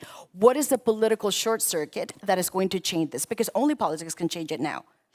You know, we have to consider that the accession process is one part is the technical part I'm responsible for. The other part has to do with the political dimension and dynamics in the member states. And you said that nothing has happened. This is not the truth, but on the outside world, it's the impression that nothing has happened, but we have been working really a lot. For instance, especially with Ukraine and Moldova, the screening process has been done in the record time. Also dealing with the member states. So you have mentioned Merz and Costa and all the others. Whatever it would help, everybody should, and we are speaking also to Mr. Orban. So, you know, I believe that the member states are the one who can push, and the member states and all we together, we will find a solution. In the past, this is the beauty of the European Union, that we have been able to find solutions to the most impossible problems in the past. And you get creative. There's a lot of questions, but I'm being told, you know, creative is a good word. Yes, it's always a way to do it in Europe. And I wonder, just very briefly, however, because you know I could talk to you for an hour now, but when you look at unanimity, you obviously say we need to find a way around this because otherwise the process won't end. The other big pillar of internal reform of the EU is the countries that join, the member states would argue, they need to be aligned with us. We need to make sure that the new members are not going to make life more difficult. So how is the EU at 27 going to be managed in a better, more efficient way, when we see at 27 is complicated, at 21? Would you say, for example, if a new country joins, they need to be put to the test and they need to be put on probation, maybe for 5-10 years? We need to see how they behave before they become a full member. In order to fulfill the criteria, what you have said at the beginning, that we have to be stronger, this is the most important. So there are two important points. First is that the member state, the candidate countries really have to be ready. They really have to go through the whole process and being ready, also applying all the so-called Copenhagen criteria, having a strong economy, institutions, and so on. On the other side, we also have to be ready, and this is the parallel process. So the Commission will, in the next weeks, put out the results of the so-called pre-enlargement review, where we have to see inside us what we have to do, that we will be ready to function also when we will get some new members on board. You know, my country, Slovenia, joined the EU in 2004. 10 countries joined. It was 90 million people, and we survived. Now we are speaking about Albania, 2.78 million, and we are speaking about Montenegro. It is a kind of 600,000 people. It's like Antwerp. So, but very nice weather. Very nice weather and very nice people and very nice coast and mountains and everything, of course. But should really this a bit more than 3 million new citizens be such a big problem? Of course not. But I can understand the concerns of the member states, of the citizens, and that we have to talk about it. So what I expect now, and I hope that we will do this together, all the stakeholders, to discuss about the future of the European Union, and it could also be that we speak about the decision-making process. And this idea that we hear now, yes, you're a member, but you don't have a veto, some rights, no, yes. No. Do you like the idea of Class A and Class B members? No, I'm strictly against, but this is my personal opinion. No, we cannot have two-class members.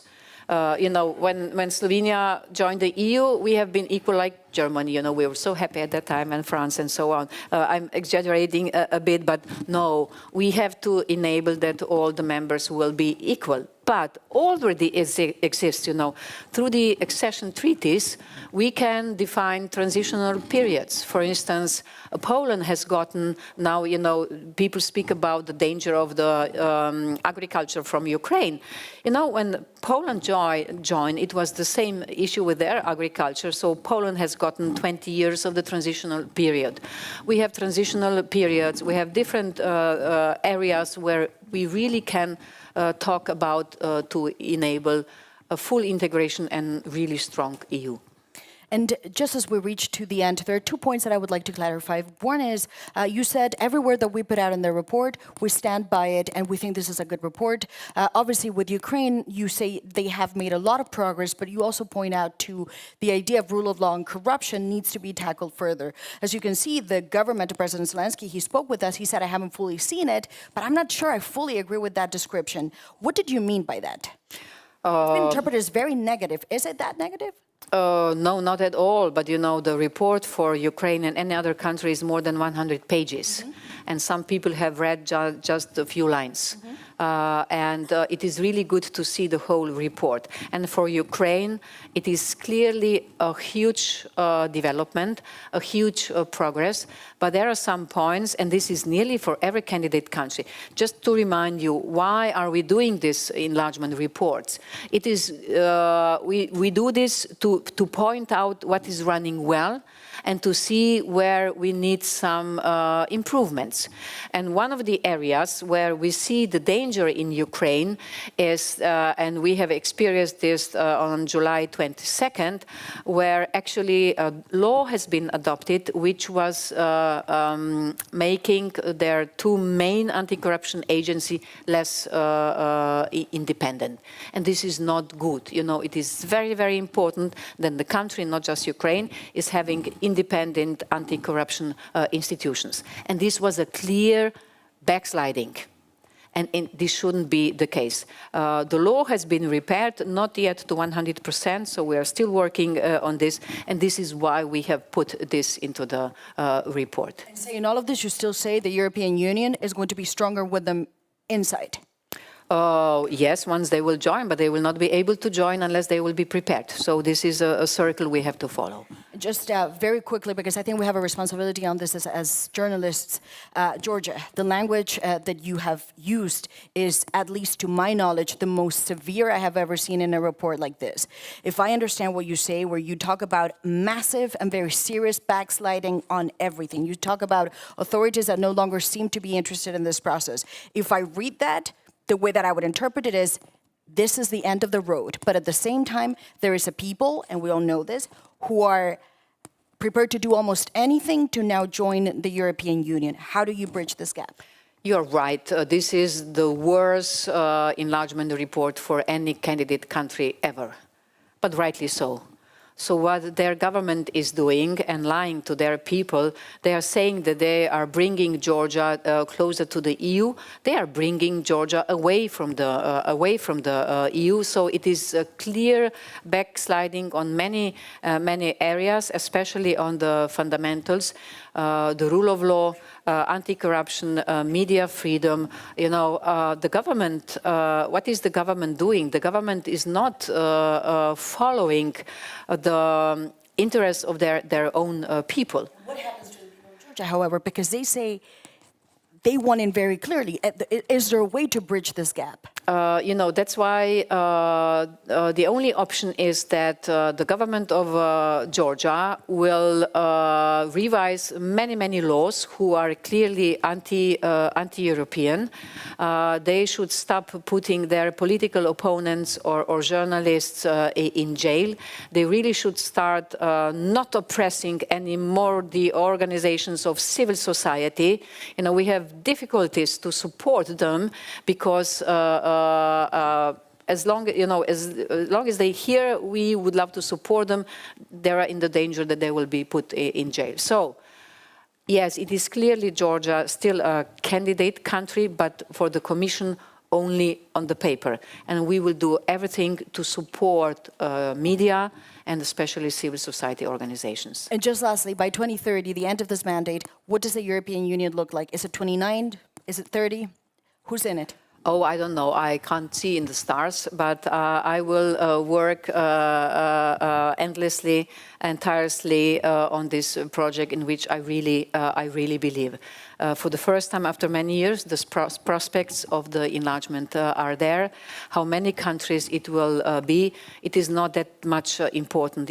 Important is that actually we will get stronger, as you have said, and that we will make our union of values and democracy bigger. And I will close with this, if I may. You know, in the past, the European Union has always been capable to include the countries which have been, for instance, Portugal, Spain, Greece. We included them into the EU after the end of the dictatorships. After the Berlin Wall fell, we have been able to include, for the first time, countries from the Eastern Europe. And now we are again in this historical moment. So I am positive there will be some new members. How many? Let's meet in 2030. No, 2029, because my mandate ended in 2029. So we have to meet before December the 1st, 29. Then we can talk about the numbers. Okay. We'll invite you again in 2029. Okay. Commissioner Koss, thank you so much for this important conversation in Euronews. Thank you very much. Thank you. Thank you. Thank you.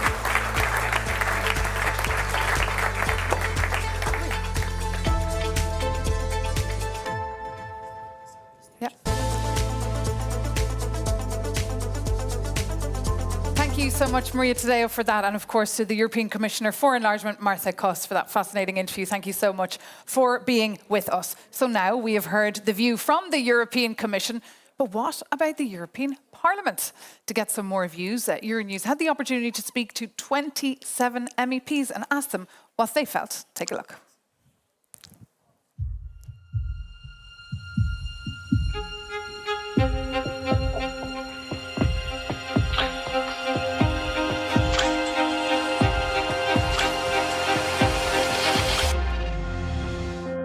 Is that what we need? We need it to be a reality. Enlargement is crucial. It's not necessary. With Europe at a turning point, enlargement is more than just ambition. The normal process of unification of Europe. It's a very, let's say, delicate question. It's a defining choice, not only for the Union's future itself. Enlargement is our security guarantee. It really can be a win-win-win situation. But for those who want to come in too, We think about them, we consider them. They are our brothers, but they have to clean up their houses. The European Union is the best alternative that they have. a defining choice that questions. Why does the European establishment always think about getting bigger? It's like a European empire. It's about all peoples around one table of European nations. It's a defining choice for Europe's security. Enlargement of Europe is extremely important now when we are facing external enemies. Either we invite the candidate countries to join our family, or they will be invited by somebody else who wants to fight against us. For Europe's democracy.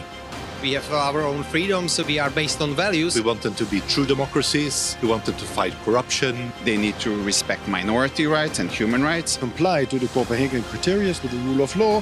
For Europe's economy. It's a big boost to economy. New members, new industries. Many workers from Eastern Europe ended up underpaid and without any protection. It cannot happen again. It must not happen again. For Europe's voice. It's important for the European Union to keep that level of influence in the Western Balkans. The more members we have in the European Union, the less its member states can directly influence political decision-making. You give part of your sovereignty, of course, but you get a seat at the table. For Europe's unity. Our motto is united in diversity. Diversity is always positive. Learn to live with one another, learn to understand one another in harmony and in peace. Peace, security, stability, and prosperity.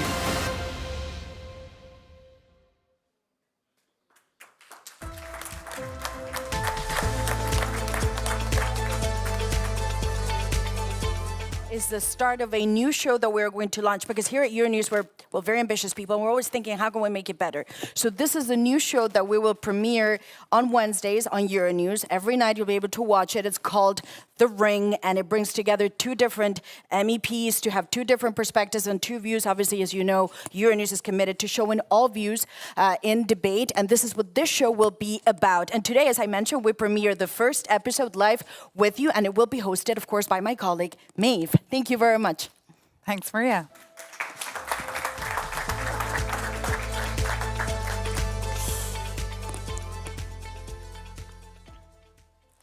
Hello there and welcome to The Ring, our brand new talk show here on Euronews. Each week, two elected members of the European Parliament will go face to face on some of the pressing issues that they're debating inside the European hemicycle in Brussels and Strasbourg.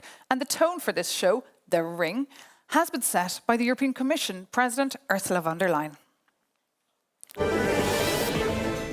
Europe is in a fight for a continent that is whole and at peace, a fight for our values and our democracies. But what kind of fight and what kind of values, what kind of future do we want here? That is exactly what we will explore on this brand new show, The Ring. And the topic, of course, for this very first edition is EU enlargement. And we're thrilled to be joined by two members of the European Parliament, David McAllister and Mark Botenga. Let's get to know them more in this clip.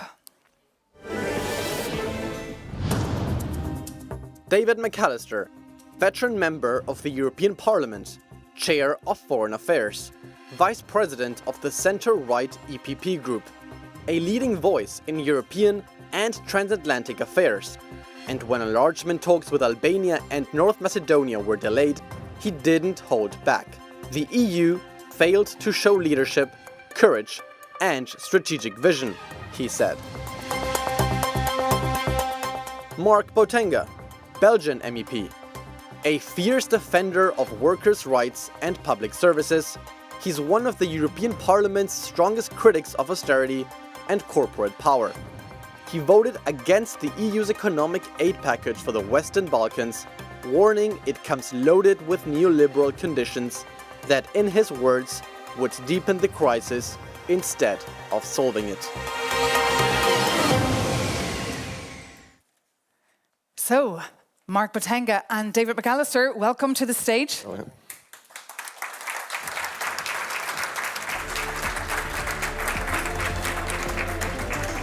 How do you feel about being our very first contenders here on the ring?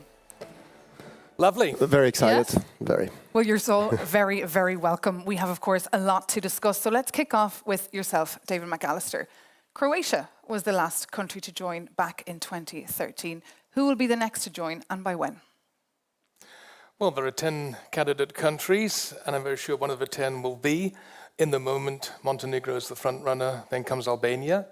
But apart from these 10, there are also some developments in the High North. There are new debates in Iceland, in Norway, and even in Greenland, who perhaps might also want to join the European Union. Indeed, as we're hearing, EU enlargement, the momentum is indeed there. Is it for you? Are you in favour of EU enlargement, Mark Botenga? Well, I'm not against or in favour of EU enlargement. I think we need to see why we do it and what we want to obtain, what's going to be the consequences. Because there have been consequences for working class people of previous enlargements. And we've seen that today as well. You know, there have been protests of farmers against liberalization of trade, for example, with Ukraine. There have been victims. We've seen social dumping practices that have made people very skeptical of these enlargements. So what I would say is we need to get our house in order socially before we risk having the same effects again. Can we afford EU enlargement? The history of the European integration has always been the history of enlargement. We started with 6, we became 9, 12, 15, 25, 27, even 28 members. There are 48, 49 countries in Europe, and 10 out of these want to become members of the European Union, and we should support these countries in their aspirations. But of course, in the end, all the necessary criteria need to be met, politically, financially, economically, that's clear. But I am happy to see that further countries want to join our family of nations because they share our values and they believe that they are stronger and better off together with us. And we saw the so-called report cards or progress reports coming out today from the European Commission this week in Brussels. What are your views on them? Well, obviously we've received these hundreds of pages just recently, so we're not going to pretend any one of us, I think, to have read or studied them in depth. However, one thing I looked at, and which I'm disappointed by, is that, of course, we know this is no longer just a merit-based process. There's a geopolitical dimension to it now. No one's going to deny that. But what I have seen is that over the last years, I've seen a lot of protests from trade unions, International Trade Union Confederation, European Trade Union Confederation, saying there's a clear backsliding on working class democracy in Ukraine. There have been new laws. There's been even the Secretary General of the Federation of Trade Unions of Ukraine that's been put under house arrest, right? And the Commission doesn't seem to take that seriously. And I think, you already have a martial law and you're attacking civil society in this way. That needs to be on the agenda. And what I'm seeing is that we're abandoning basically the criteria just because of geopolitics. Is that a point that you could address, David McAllister? Many feel that the EU is not working for them, those that are in the club already.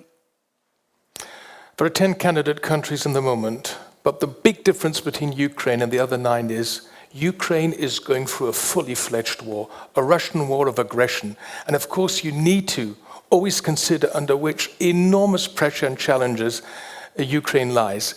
Yes, Ukraine is still far away from meeting all the necessary EU criteria. Ukraine is on the way, it's a marathon.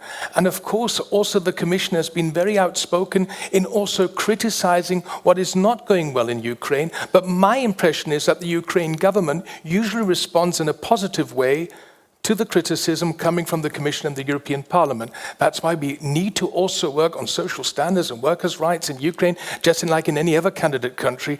But please, we need to bear in mind this country is under attack by a vicious regime in the Russian Federation. There, Mark Botenga. If you are under attack, is your priority to crack down on trade unionists? Is your priority then to say we need to liberalize the energy sector, the banking sector? No, I mean, your priority should be to bring back peace, to get back your sovereignty and so on. So this argument of, war in order to justify social repression, I think is just out of scope. Well, Mark, I'm very sorry, I didn't say that. I said that, of course, Ukraine has to also meet all the necessary criteria. And there are a lot of things where Ukraine still has to do a lot of homework. But in general, we need to just consider under which enormous challenge they are, fighting a war against Russia on the one hand, and on the other hand, preparing to join the European Union. That is very impressive and that deserves respect. But once again, I am not arguing, I'm not defending this. In the end, they will have to meet all the criteria, including the social criteria you have mentioned. So we agree being disappointed by the Commission. What about internal reforms, David McAllister? What kind of internal reforms does the EU need to do? Its own homework, perhaps? Well, the one thing is that further countries will at one day probably join our European Union. It depends, of course, when.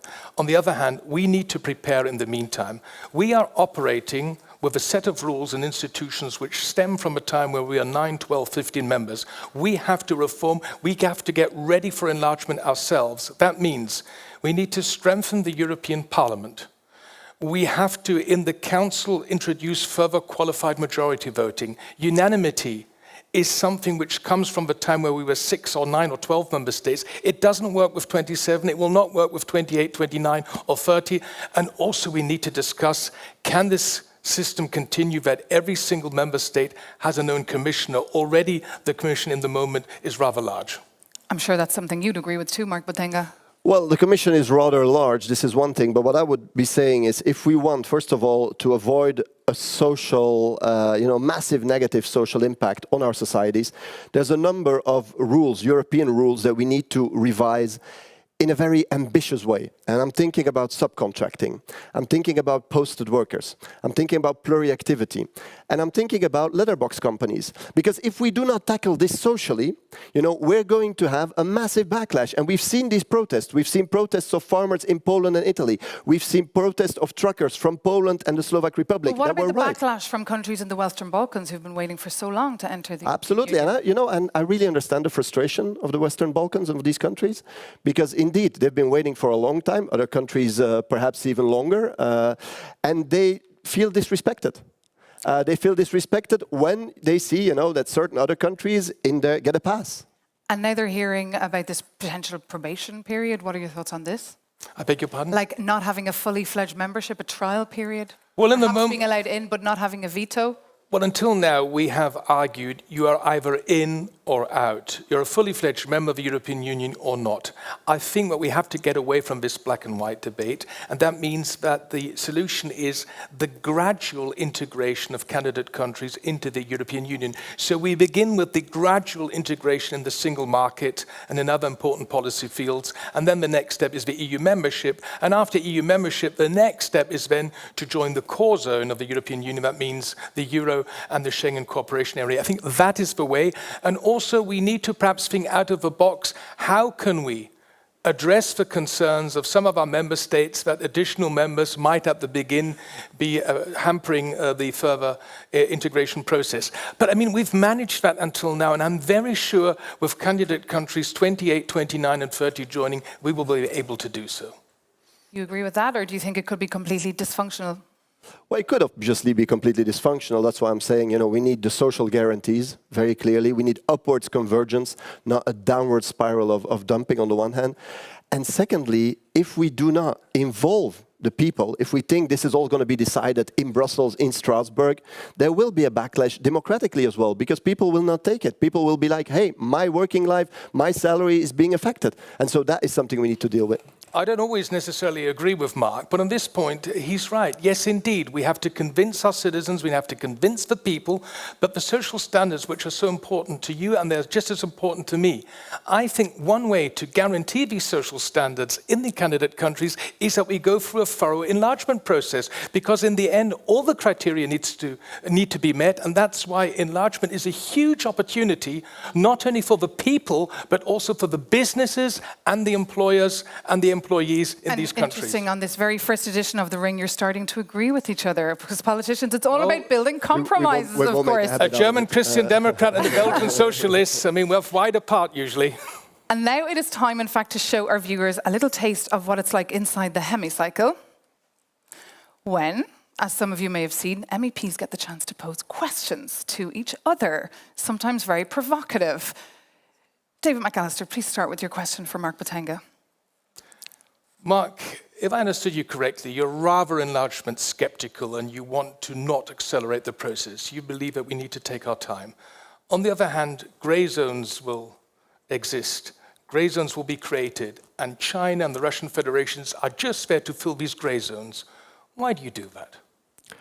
Well, it's an interesting question. I mean, I would send you back the question. You know, Russia and European Parliament, we've criticized that very long. That Russia thinks in terms of spheres of influence, you know, and they try to influence other countries to do what they want, to copy their model or impose their model. The way I hear you speak sometimes about enlargement is very similar. Where I'm saying, should the European Union then enter in this logic of spheres of influence? I don't think we should. You know, and I don't think we should be interfering in other countries. They have their democratic processes, their local evolutions, and we should respect this. And this might indeed end up in enlargement. You know, I'm not principally against. But what we should not be doing is copying a model of countries that we criticize. Mark Botenga, you now have the opportunity to pose a question to David McAllister. Well, let me come back to what we were discussing before. I mean, you said that indeed social convergence upward is important.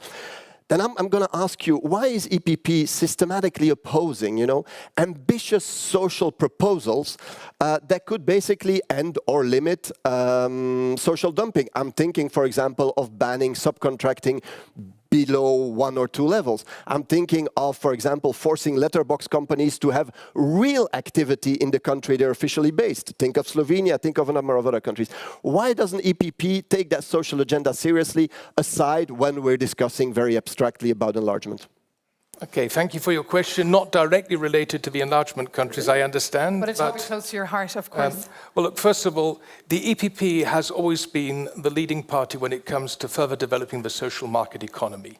We are not supporters of free capitalism. We support the social market economy, which Ludwig Erhard, for instance, in Germany, created, and this is our model for Europe. And this includes, of course, social standards, workers' rights, labor rights. We have always been at the forefront of this, and I strongly believe, by the way, we also need a strong social pillar within the European Union, because we need the citizens on board, and the European integration project should not be an elitist project of the well-off, but of all, and this, of course, includes the hard-working people we have in Europe. That's why we can have a more detailed discussion on these matters, but I have to add one point. Mark, I do not agree what you said, that EU enlargement is interfering in third countries. These countries have voluntarily taken the decision to join our family because they believe in democracy, the rule of law, and human rights. And I will always support countries and governments and parliaments who want to go exactly this way. I will answer that one. Let me just reply to that. That is a very naive vision, and you know you don't share that, of how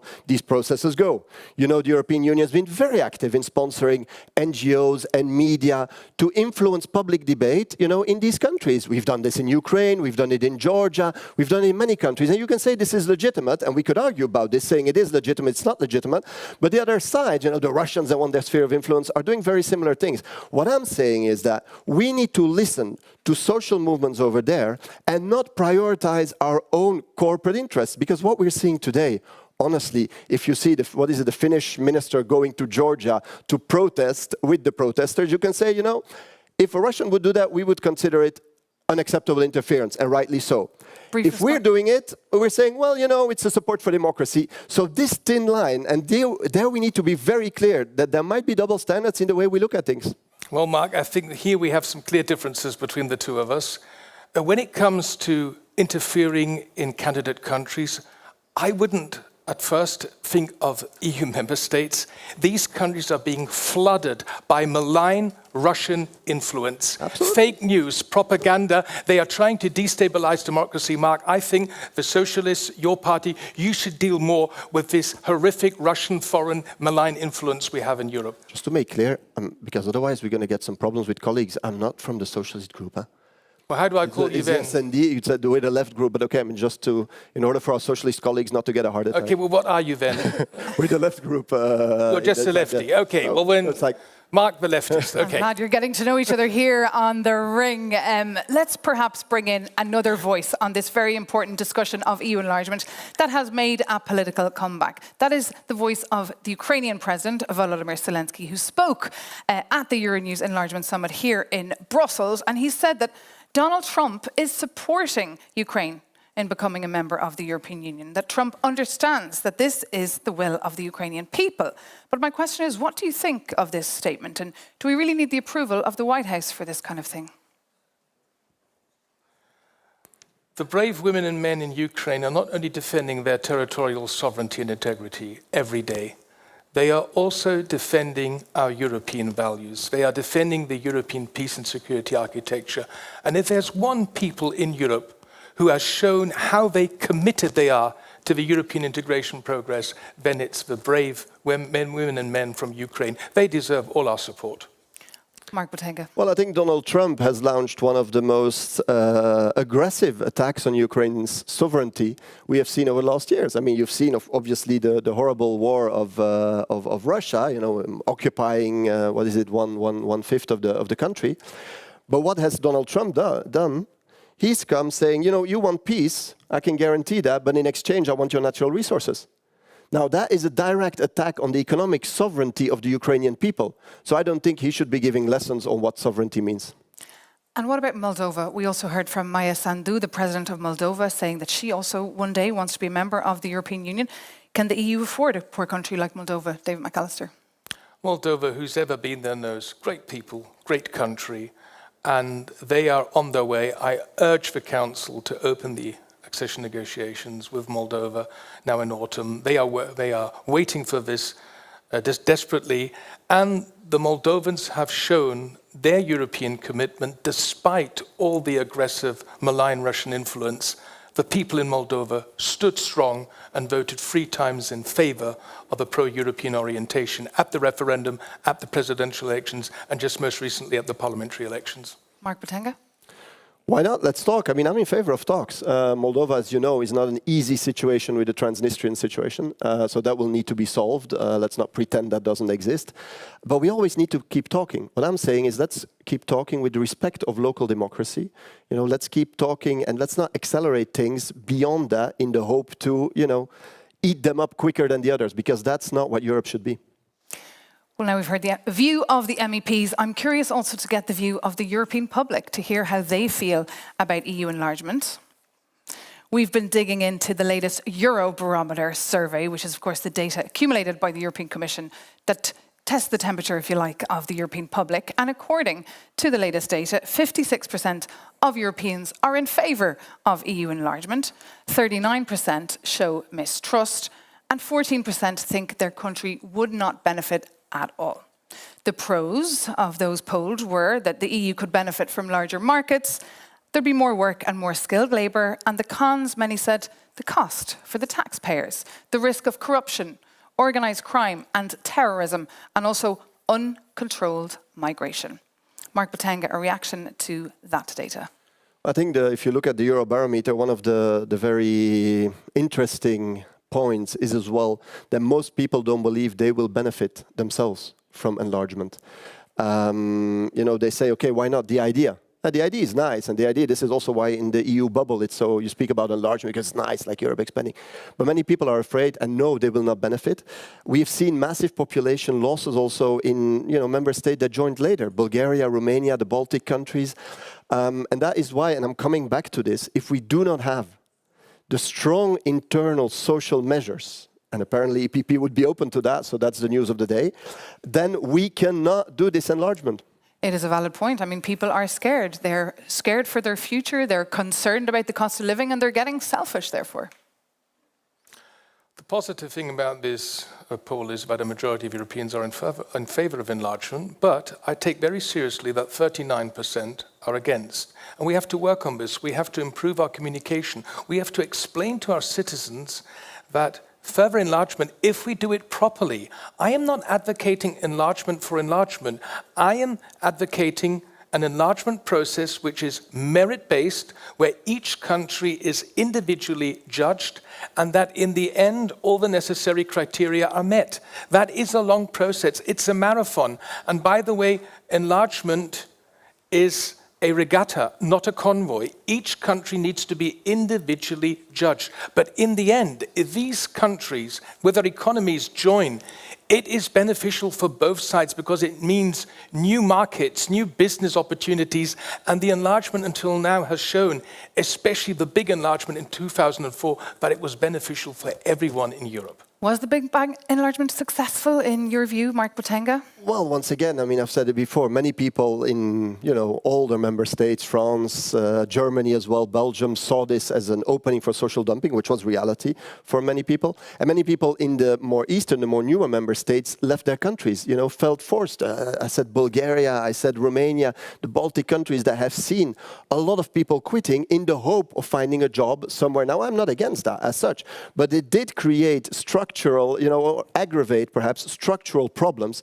within the European, let's say, the subcontinent of Europe. And if we're going to do that again with now one, at least very big member states, demographically, economically, as Ukraine, we might have that in a much, much stronger version. And look at how many Germans reacted now that suddenly, when President Zelensky opened the borders for young men, and you had, 100,000 young men saying immediately, we want to quit Ukraine, how that reaction provoked German citizens. I think the solution to the problem of social dumping is what we have seen in other cases, transitional periods. That we don't go from one extreme immediately to the other, but we have these transitional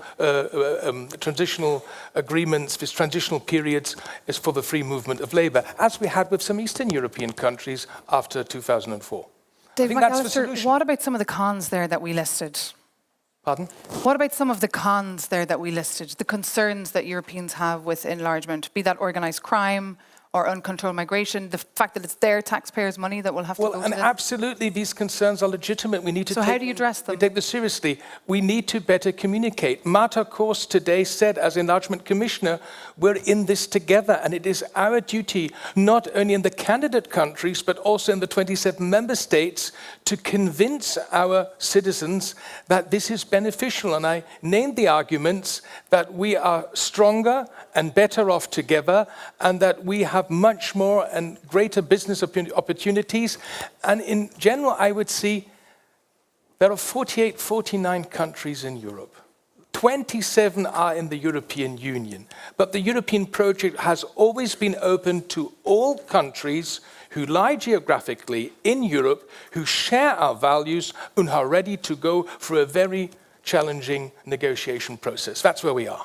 And the EU does need a success story when it comes to EU enlargement. They need to make some announcements soon, especially after Jean-Claude Juncker, as Commission President, said there will be no enlargement under my 5 years. Okay, but I'm not particularly concerned with the PR needs of the European Union. That is a different thing. What I do but otherwise, think it could break up. Yeah, but we need to watch out with the communication aspect of it, because I've heard this on many things. Also, development cooperation, because it always has the same undertone of like, we're doing great things, we're just not explaining them well enough to the people. I think people have real concerns. People really see an impact on their salaries, they see on their current lives, and we need to take that seriously and adapt policies, not just adapt, PR strategies. So I think this is really important. And secondly, let's on the other hand not stigmatize potential member states, because organized crime is not something that is limited to a particular country or region. I think many countries today in the European Union are affected by organized crime. Mark, if we had applied your attitude in 2001, 2002, 2003, the enlargement in 2004 wouldn't have been possible. And I'm happy to live in a Europe. I would have been happy. I'm happy to live in a European Union where Poland, the Baltic countries, the Czech Republic, and others are also fully fledged members. The Europe is more than old Western Europe. Europe is Western, Central, and Eastern Europe. And I think that if these countries, these candidate countries, are on their way to fulfill all the necessary criteria, and I have been the rapporteur for one of the candidate countries for 5 years. I know what hard work it is. We should give them all the support, and you are playing with fears, because all these arguments you have mentioned today, I remember were exactly the same ones I heard before 2004 when the 10 Eastern and Southern European countries joined, and also when Romania and Bulgaria joined in 2007 and Croatia in 2013. And we didn't deal with them. Pardon? Sorry, that's the point. We didn't deal with them. And this created fears. This created also a backlash in certain of these countries because we didn't take them seriously. And that is the point. I will give you a good example. Croatia joined in 2013, and 12 years later, Croatia is not only a fully fledged member of the European Union, but also a fully fledged member of the Schengen area and introduced the Euro. How many Croatians are forced to leave their country to get a decent work in Germany? Croatians now feel forced. You know, the German courses are big business in Croatia because there's not enough investment in the Croatian productive economy. And so this is something that the Croatians struggle with. And I want to listen to the Bulgarian trade unions, to the Romanian trade unions, to the Polish trade unions that are saying we are not getting out of this what we as workers deserve. And here we're getting a real glimpse of what the debates inside the European hemicycle are like. That was the view of Mark Botenga, the view of David McAllister. I'd like to hear your view. Please reach out to us here, thering@euronews.com. But before we come to a close, we have a bit of a rapid buzzer round for our two contenders. I will pose a very short question and I require a very short answer. Just yes or no. Mark Botenga, is the future of the European Union bright? Yes or no? If we fundamentally change policies, yes. Yes or no? Yes. Are opt-outs a good idea for joining member states? Opt-outs, are they a good idea? Updates? Opt-outs. So, for example, you become a member of the European Union, but not of the euro currency. Opt-outs. Opt-outs. Oh, right. Yes. Are opt-outs a good idea? We've already seen this. Can be an option. Should Turkey join the EU one day, Mark Botenga? I think for the moment, neither the EU nor Turkey is asking that. Yes or no? Under the given circumstances, no. Should countries with anti-LGBTQI+ laws be blocked from joining the EU, Mark Botenga? I think that's one of the fundamental rights that should be a condition indeed. Mark Botenga really struggling there with the yes or no answers. No, sorry, yes. David McAllister, yes. in your view? Yes. And should geopolitical considerations like countering Russian or Chinese influence justify faster EU enlargement? Yes. Very dangerous, and I'm going to continue struggling with yes or no. Has the EU... What, Russian and Chinese influence, you're struggling? No, I'm not struggling with Russia or Chinese influence. What I'm saying is, should we... That's always a disadvantage speaking to a Euro bubble audience, of course. But what I'm saying is that the best way to deal with that is not necessarily by an unfair enlargement process. Final question. Have you agreed with anything you've heard from your opponent today? Have I? Have you agreed with anything that you have heard from your opponent today? Look, I know Mark Botenga. He's a member of our committee, and I would say he's a staunch fighter for social rights, and that's where I would give him credit. And what about you, Mark Botenga? No, absolutely. I think we share certain ideas of that Europe should become more democratic and clearly also more social. So I'm going to take the EPP up on this. I mean, this is going to be a starting point for a new cooperation. And that point brings this very special first edition of The Ring to an end. A round of applause.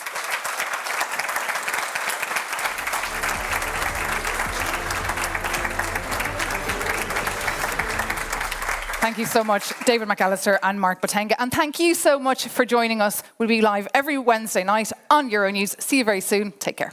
Mark, shake hands. Well done, men. Well done. Thank you. Yes, thank you for joining us.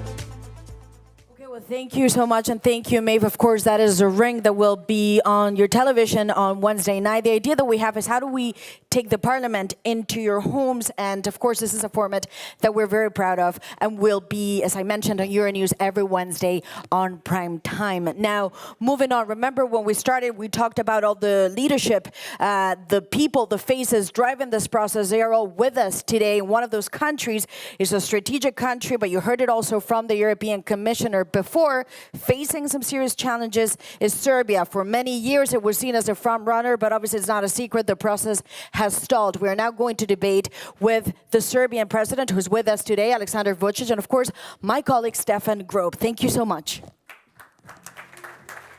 Good luck.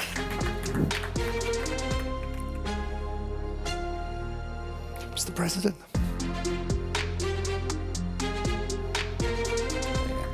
Welcome to the space. So glad to do it. Please.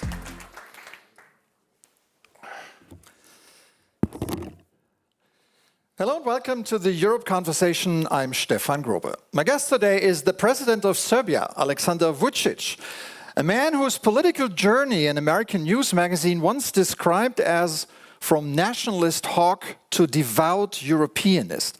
Mr. President, thank you so much for joining us today. I'm privileged to be with you here. The article I was referring to was from 2014.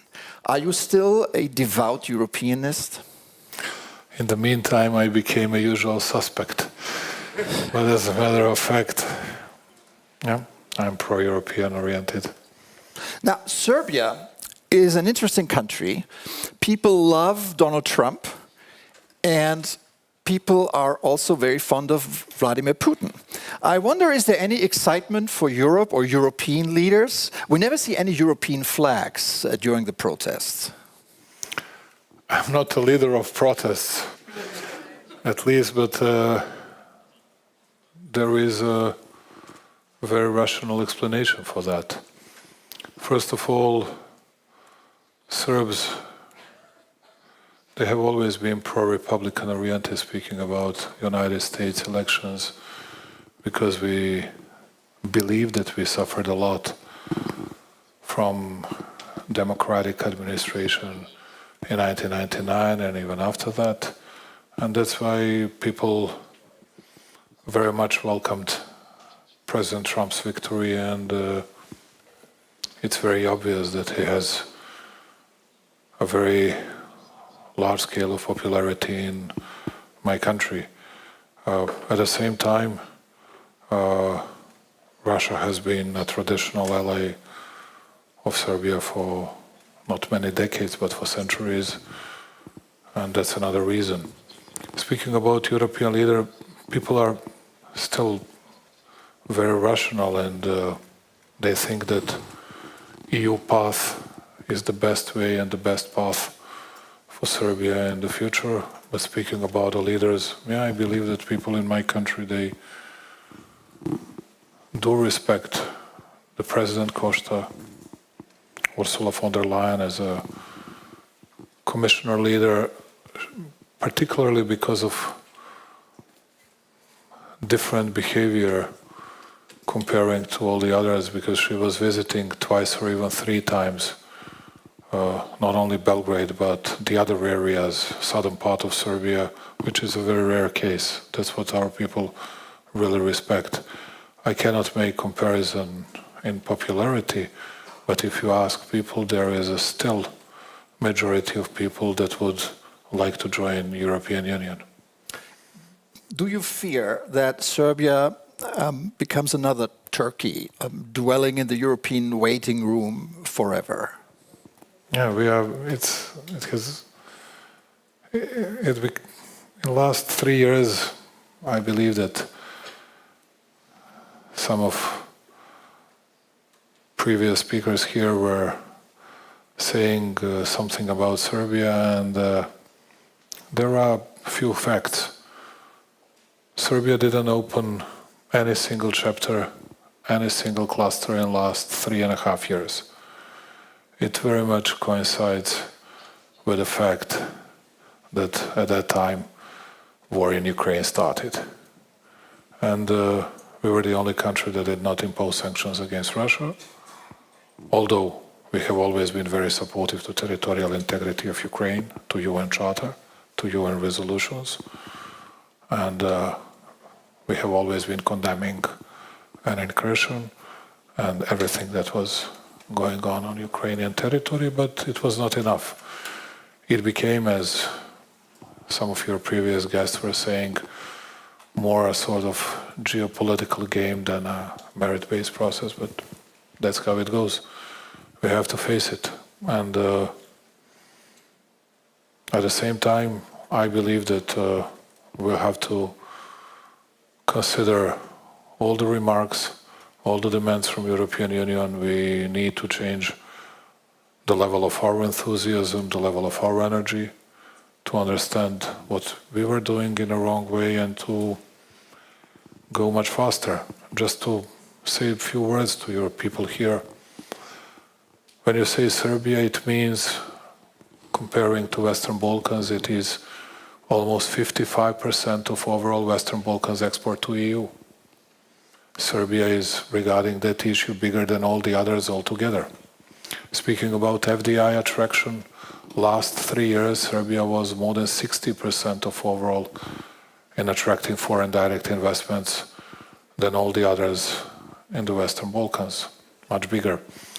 And at the same time, yes, I know that we are facing thousands of doubts from different member states because of our relationship with Beijing, with Moscow. I cannot, and I'm not going to justify myself for talking with someone.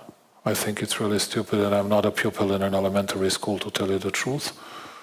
I believe that everybody should talk to each other, and I think it's very healing, and it doesn't mean that I agree with someone if I speak to someone. And what was very strange to me, because I heard the words of criticism and I accept it, I'm the culprit, from Marta Kos. Well, it was not just that he went to Moscow. I had plenty of reasons to go there. I had to do something with the gas arrangement. I had to discuss oil industry of Serbia, which was sanctioned at that time by United States of America. And they are an owners of our oil industry of Serbia. I had several issues to discuss it. What was the alternative to that? But no one actually from Europe asked me. Yes, Costa and Ursula asked me, but not the others. What was the content of our meeting? What we discussed? Because I was not interfering into Ukrainian or meddling into Ukrainian-Russian conflict because I'm a small guy coming from a small country. I don't give a chance to myself to interfere into something big that either big countries, either European Union deserves to do so. I don't do it. I was discussing my small issues, which are big issues for my people, for Serbian people. And that was my intention. But at the end, I would like to see, if I may say this here, because I was always a big fan of that rule, audiatur et altera pars, hear the other side or listen to the other side as well. I would like to see all the leaders speaking to each other. That's the only way to overcome today's situation. But I know that nobody likes to hear it because I see that everybody is smiling and laughing and joking when we say something bad about the others. I'm not going to make jokes about US, China, Russia. I think it's too serious to make any kind of jokes. I believe that we need talks. There's a lot to unpack here of what you said. I will come to that in a minute. But first, when you travel across Europe, meeting people, meeting your counterparts, how would you rate the support and the excitement within the European Union for a Serbian membership? It's different. When I speak to Southerners, there is much bigger support. I'm going to meet President Macron in a few days. Again, I believe that we have had so far French support, Italian support. I was meeting Giorgia Meloni several times in last 12 months. It's pretty much the same with Spaniards, Portuguese, Greek, and the others. It's a bit different when we go to Benelux countries, and it's a bit different when we speak to Baltic countries and Scandinavian countries. We'll have German Minister of Foreign Affairs very soon in Belgrade in a few days.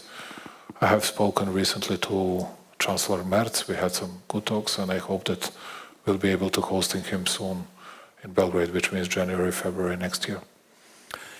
When you were in China earlier this year, you told a Chinese interviewer that you didn't sleep the entire night before your talks with President Xi the next day. I wonder, do you experience the same sleeplessness before a day of talks with Ursula von der Leyen? You want to see this?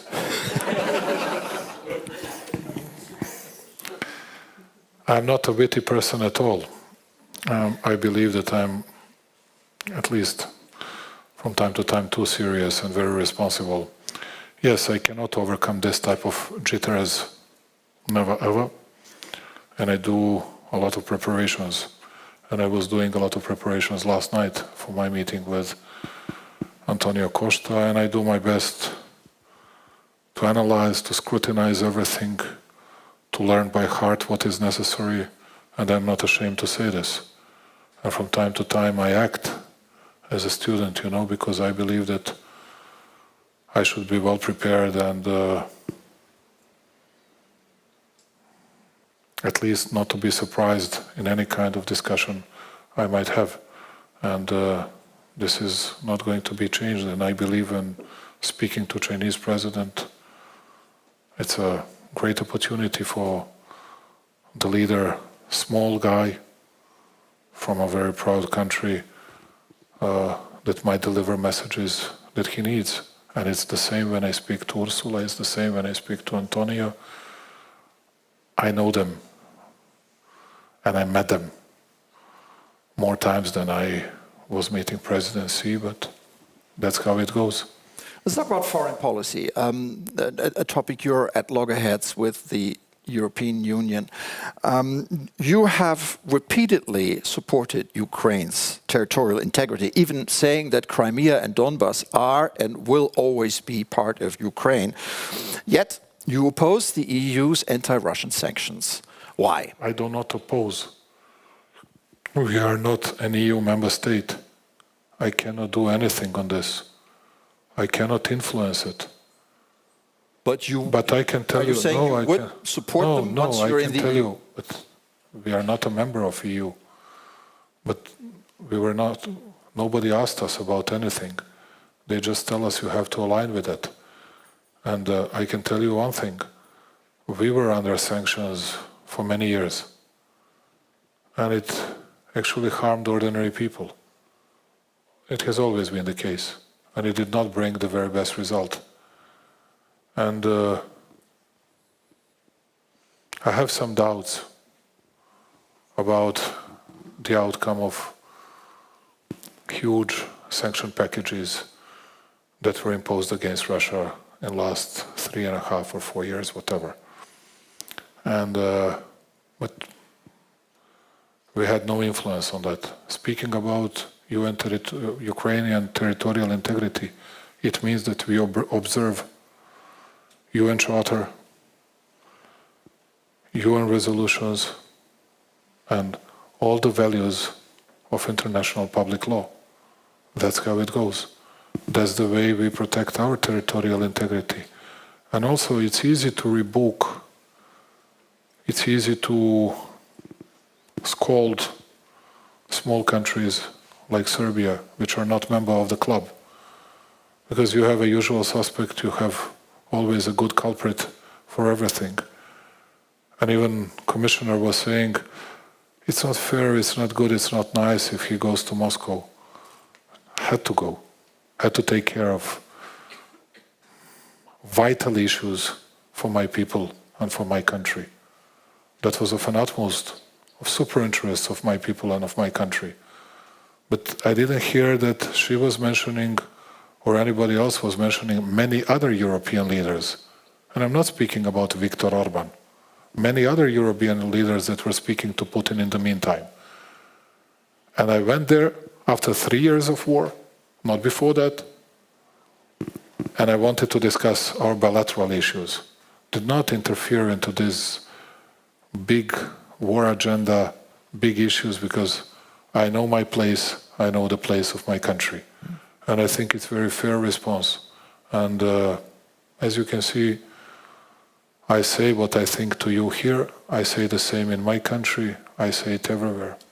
You said last week in an interview with a German media outlet that Serbia was ready to sell ammunition to EU countries, even if Ukraine We were received discussing it. that 5 years ago.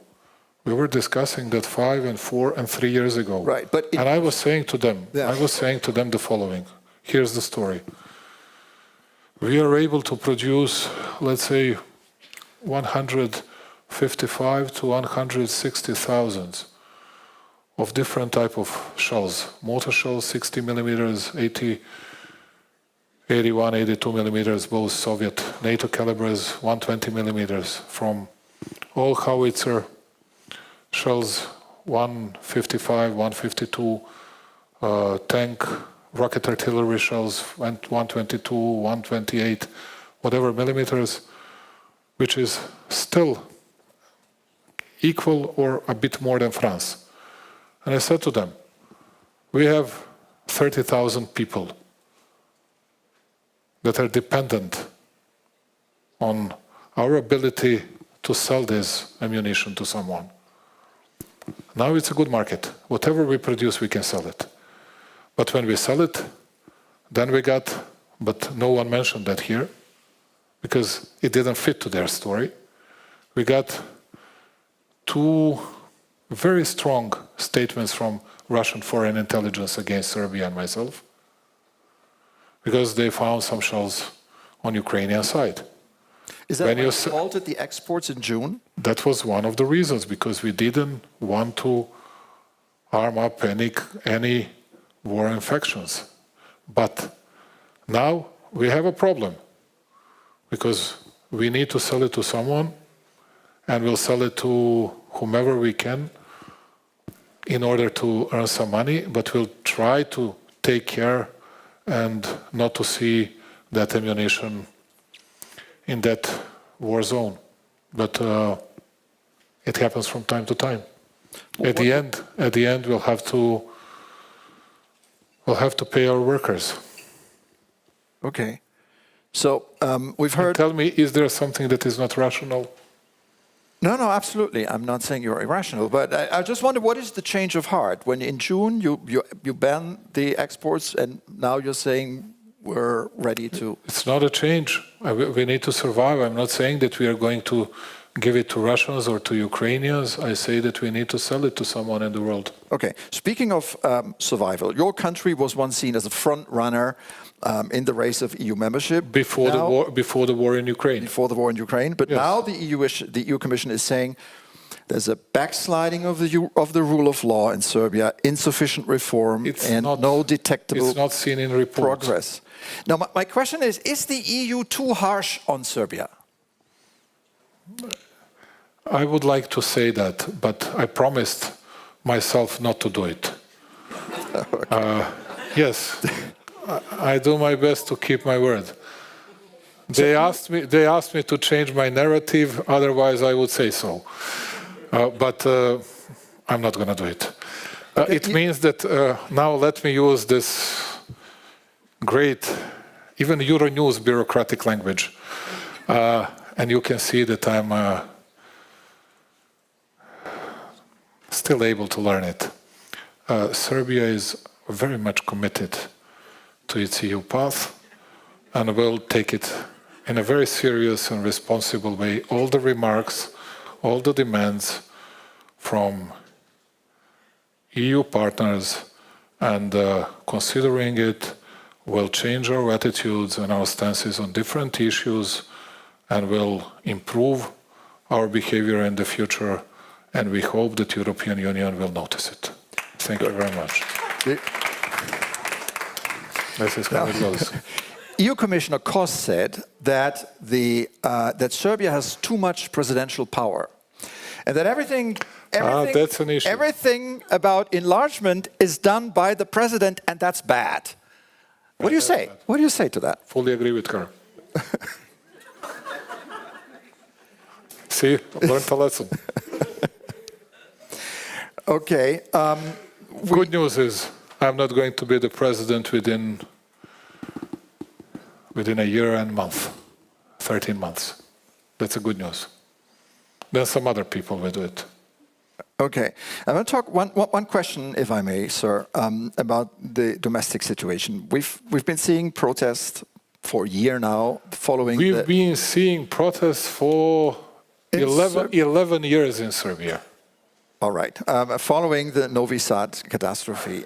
Yes. My question is, are you worried that things might get out of hand, that there is an escalation of the protests? And also, if I may, do you think that the country is changing faster than you have thought? Our country, I'm amazed with the changes that we provided. You, dear Stefan, come to Belgrade. You wouldn't recognize the city, not from your own experience, but not even from the photos you've seen. Each time, let's say, my friend Mario David is coming to Belgrade, he has to realize and to acknowledge that he hasn't seen such a big improvement and changes almost in any other country, not only in our region. According to IMF anticipation, Serbia is going to have the biggest growth rate almost in an entire Europe in the next 4 years. Speaking about protests, I was facing protests since I became the Prime Minister in 2014. Before that, I was Deputy Prime Minister for 2 years. Since then, we had maybe altogether 6 months without protests. But even having in mind all this stuff, we were progressing well with good growth rates. Also, need to tell you one thing. When I became the Prime Minister, public debt, just to see how disciplined we were, public debt to GDP ratio in Serbia was 79%. Now it's 43%, twice less than average European public debt to GDP ratio. Yeah. And for the first time in our history, and the only country in an entire region, we got an investment grade from Fitch, and we are getting it from Standard as well, and I believe within 6 months from Moody's as well. It speaks for itself. And speaking about the report, you see everything about economy and fiscal and financial stability. Great grades, great marks, which is of an utmost importance for the people, for the citizens. And I really mean now, put my jokes aside, I really mean that we need many things to do regarding rule of law. I'm very ready to participate in that process, or at least to be helpful to the government. And I think that Serbia has long legs, and that we can overtake all the front runners of today, and that we can join European Union relatively soon. I have, Mr. President, one final short question, and maybe you give me a short answer. You're in your second term. Your term expires in 2027, right? Yes. What are your post-presidential plans? What can Europe expect from Alexander Vučić? I have no plans. I have a big dream to finish this expo. Serbia is hosting a specialized expo in 2027. Expo for us is not just an exhibition. We're going to gather the biggest number of countries so far. The record number was 117 in Astana in Kazakhstan. And till today, we have already gotten confirmation of 127 countries that might participate in that expo. But we need to do a lot of infrastructural works. We need to prepare ourselves. And this is all about my legacy. For the first time, we had a stable currency for the last 12 years in our entire history. We built more hospitals, more science and technological parks than ever before, more kilometers of highways and motorways and high-speed railways than 60 or 65 years before that. This is my legacy. Very proud of that. Haven't decided yet, will do my best to be supportive to my colleagues regarding securing the legacy and helping them in that political battle. Have no other plans. There are big issues in front of us. And speaking about protests, I appreciate those protests whenever they are calm and tranquil. And in a political sense, I like it. I have to be very honest and finishing with this. Because all their political numbers are going down, plunging, ours are going up. I'm begging them to keep on protesting, and many thanks for that. Good. Wonderful conclusion. Yeah. Alexander Vučić, President of Serbia, thank you so much for coming on the show today. Thanks a lot. Wish you all the best. Thank you. Thank you.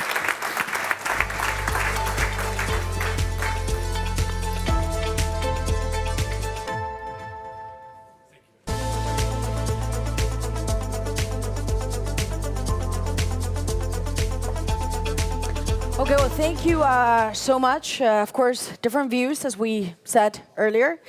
Now, as we promised, we would talk to all the leaders involved in this process, and there is one country that we've not spoken with yet, and that is Albania, but you heard it from the commissioner himself. Countries she believes are the front runners is Albania and Montenegro. So on that note, I'm happy to say we are now joined. He could not be with us today for, well, things that happen in politics, last-minute situation, but he is with us now. It's the Prime Minister of Albania, Edi Rama, who should join us now online, and he will be interviewed by my colleague, Sasha Vakulina. Thank you very much.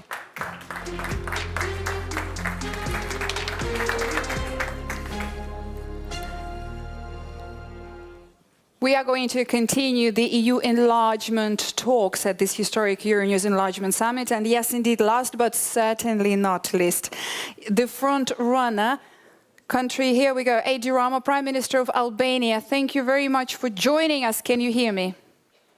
Yeah, I can hear you. Good evening, and sorry to not be able to be with you. It was not political last minute. It was a technical air problem that I had nothing to do with, but I couldn't take the plane.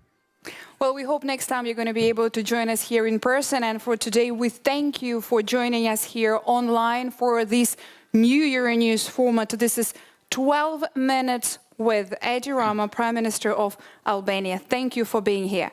As you heard today from the report and from Marta Kos, indeed Albania is one of the front runners, and the accession negotiations reached unprecedented momentum this year with preparations for the opening of the last cluster before the end of the year, now, quote, well advanced. Now, this report seems very positive for you. What's your take on it?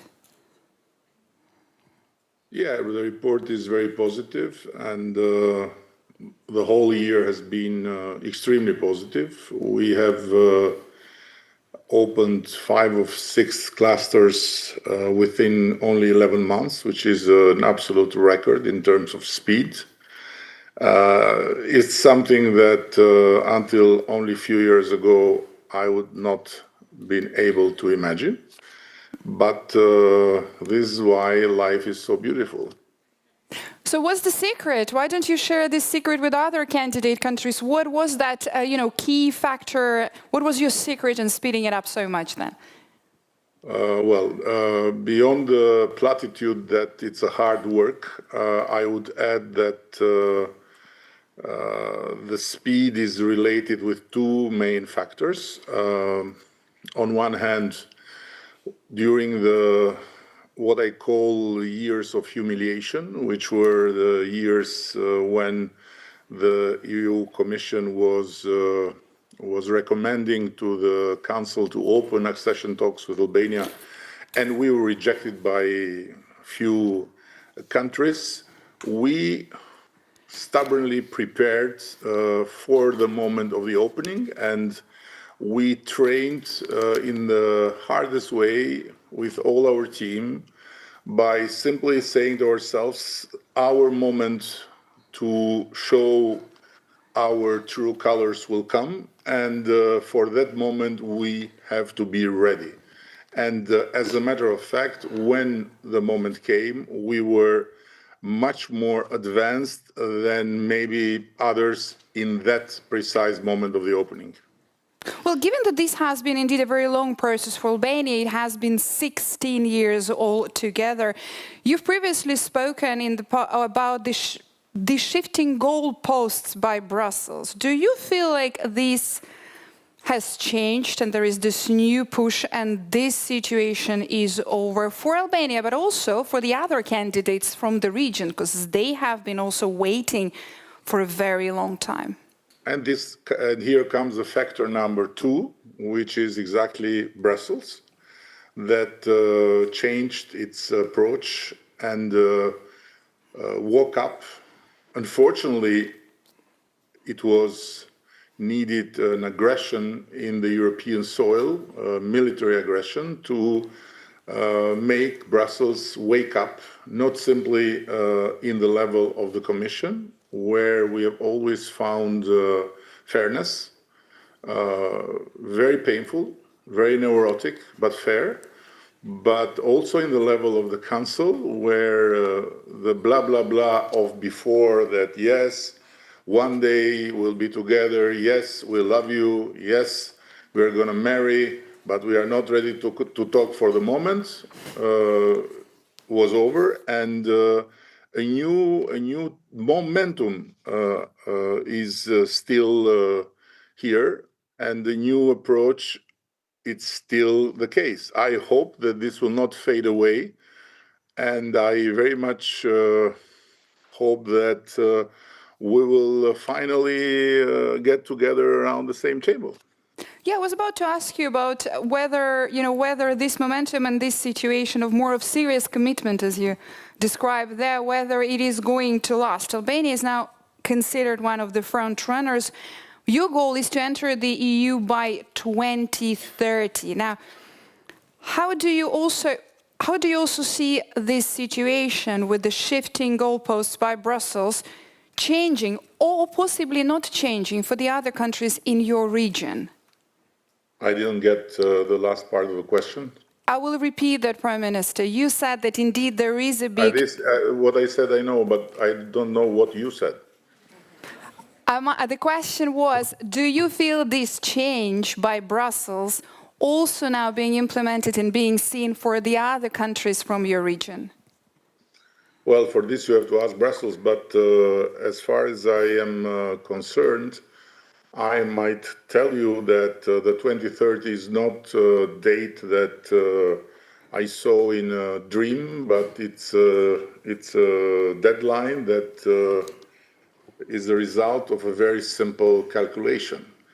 We start from the fact that together with the Commission, in full consensus with the Commission, we have agreed on a calendar that is very ambitious, but it's doable, of homework for us to conclude the accession talks, the negotiations, at the end of 2027. There is a possibility to do it even faster, let's say in the first half of 27, and would be reasons for that, but let's say end of 27.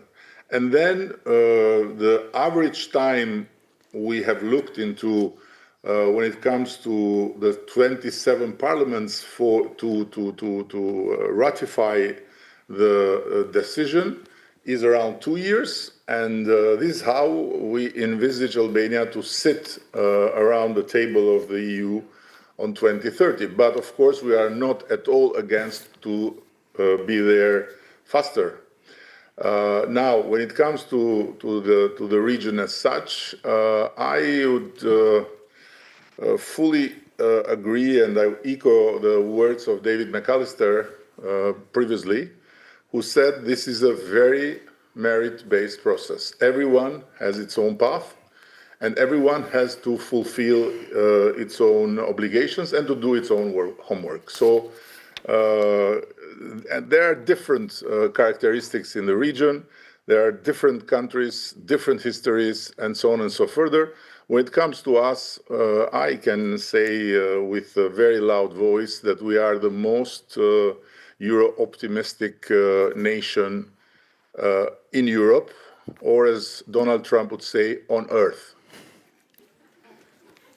Prime Minister, there is a specific focus as well by Brussels. This is slightly on the downside, probably, of the report, with the focus from Brussels coming regarding the issue of corruption. Now, what I want to ask you is that Albania is the first country in the world to appoint an AI as government minister, specifically tasked with fighting corruption. Now, would you give us an update? How is Diela doing? How is her and your fight going on? Before going to Diela and her fight, let me remind you and everyone that has still the patience to follow this long day of yours, for which I'm very grateful, that Albania is doing something unseen and unique in the whole region. Our justice reform and our recognition of the not only de jure but the de facto independence of justice, and the full-fledged operation of a special structure against organized crime and corruption has practically created in Albania and for Albania the example that the fight against corruption is something that goes very, very much beyond words, very much beyond makeups, and it goes very deep, and it goes very, let's say, balanced, without looking left, without looking right, independently from who is in government, who is in opposition, who was in power, who is in power, and with a lot of facts that show that what never happened in Albania from the day of independence and creation of the Albanian state in 1912 to until very few years ago, it's happening the last years, something that no other country in the region can claim to have done. And this is not to say that we are better than the others, but this is to say that we have taken it very seriously. And in this moment in time, we accept support, we accept partnership, we accept help, but we don't accept lectures from anyone when it comes on fight against corruption. And of course, when it comes to Diela, she is the product of a systemic fight, which is not just about fighting cases and fighting in the court of law, but which is about fighting through modernization. And we aim to have within 2027 the first full AI public procurement that will allow speed, transparency, accuracy in levels that are unseen. Prime Minister, finally, let me ask you to wrap this up. What is the next creative idea and the next creative solution coming from you and from Albania on your way to the European Union membership? I'm sure you have heard that Diela is pregnant, and she has 83 babies based on the last ecography. So we have to wait for her to give birth to these 83 babies. And in the meantime, I have to tell you one thing that has not been much discussed, that we are the only country in this process to use artificial intelligence in the transfer of the acquis communautaire to our body of law, and to make of it the fastest process ever made in terms of not only translating but also analyzing the impact and drafting and preparing the whole legal packages for the approval in Parliament. So we are trying to run as much as possible and to make as much as possible leapfrogs using technology, artificial intelligence, but without never ever forgetting that our place in Europe is first and foremost deserved because Europe has the best place in the heart of the whole Albanian nation, something that the others cannot pretend. Prime Minister, I have to follow up. Do you think Brussels could use an AI commissioner?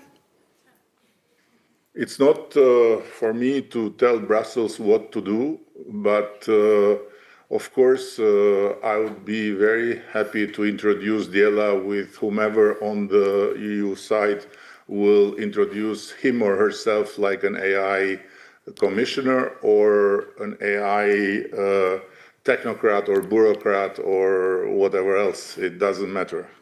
Prime Minister, thank you very much for this interview and for your time, and thank you very much for joining us here. That was 12 minutes with Edi Rama, Prime Minister of Albania.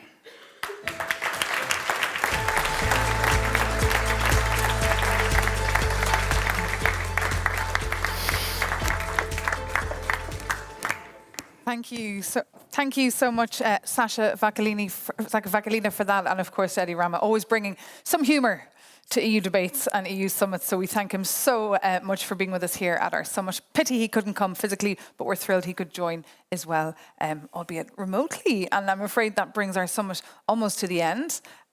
It's been incredible. What are your main takeaways? Yes, I mean, all of the leaders that we spoke, obviously the many challenges that are happening, I would say.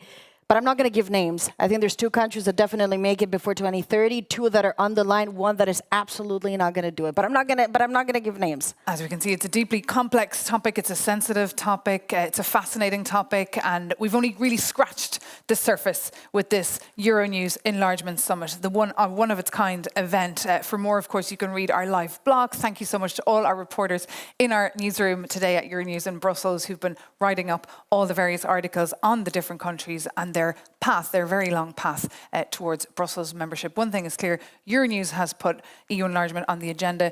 The Commission, as we've seen, has put it back on the agenda, and we're deeply grateful to you all for being with us here at this historic enlargement summit. And thank you as well to all our viewers who've been with us as well. And we'll follow up next year. We'll do the temperature check and the progress card. We will. Thank you so much for watching. Take care and see you soon. See you next year. On Euronews. Thank you very much.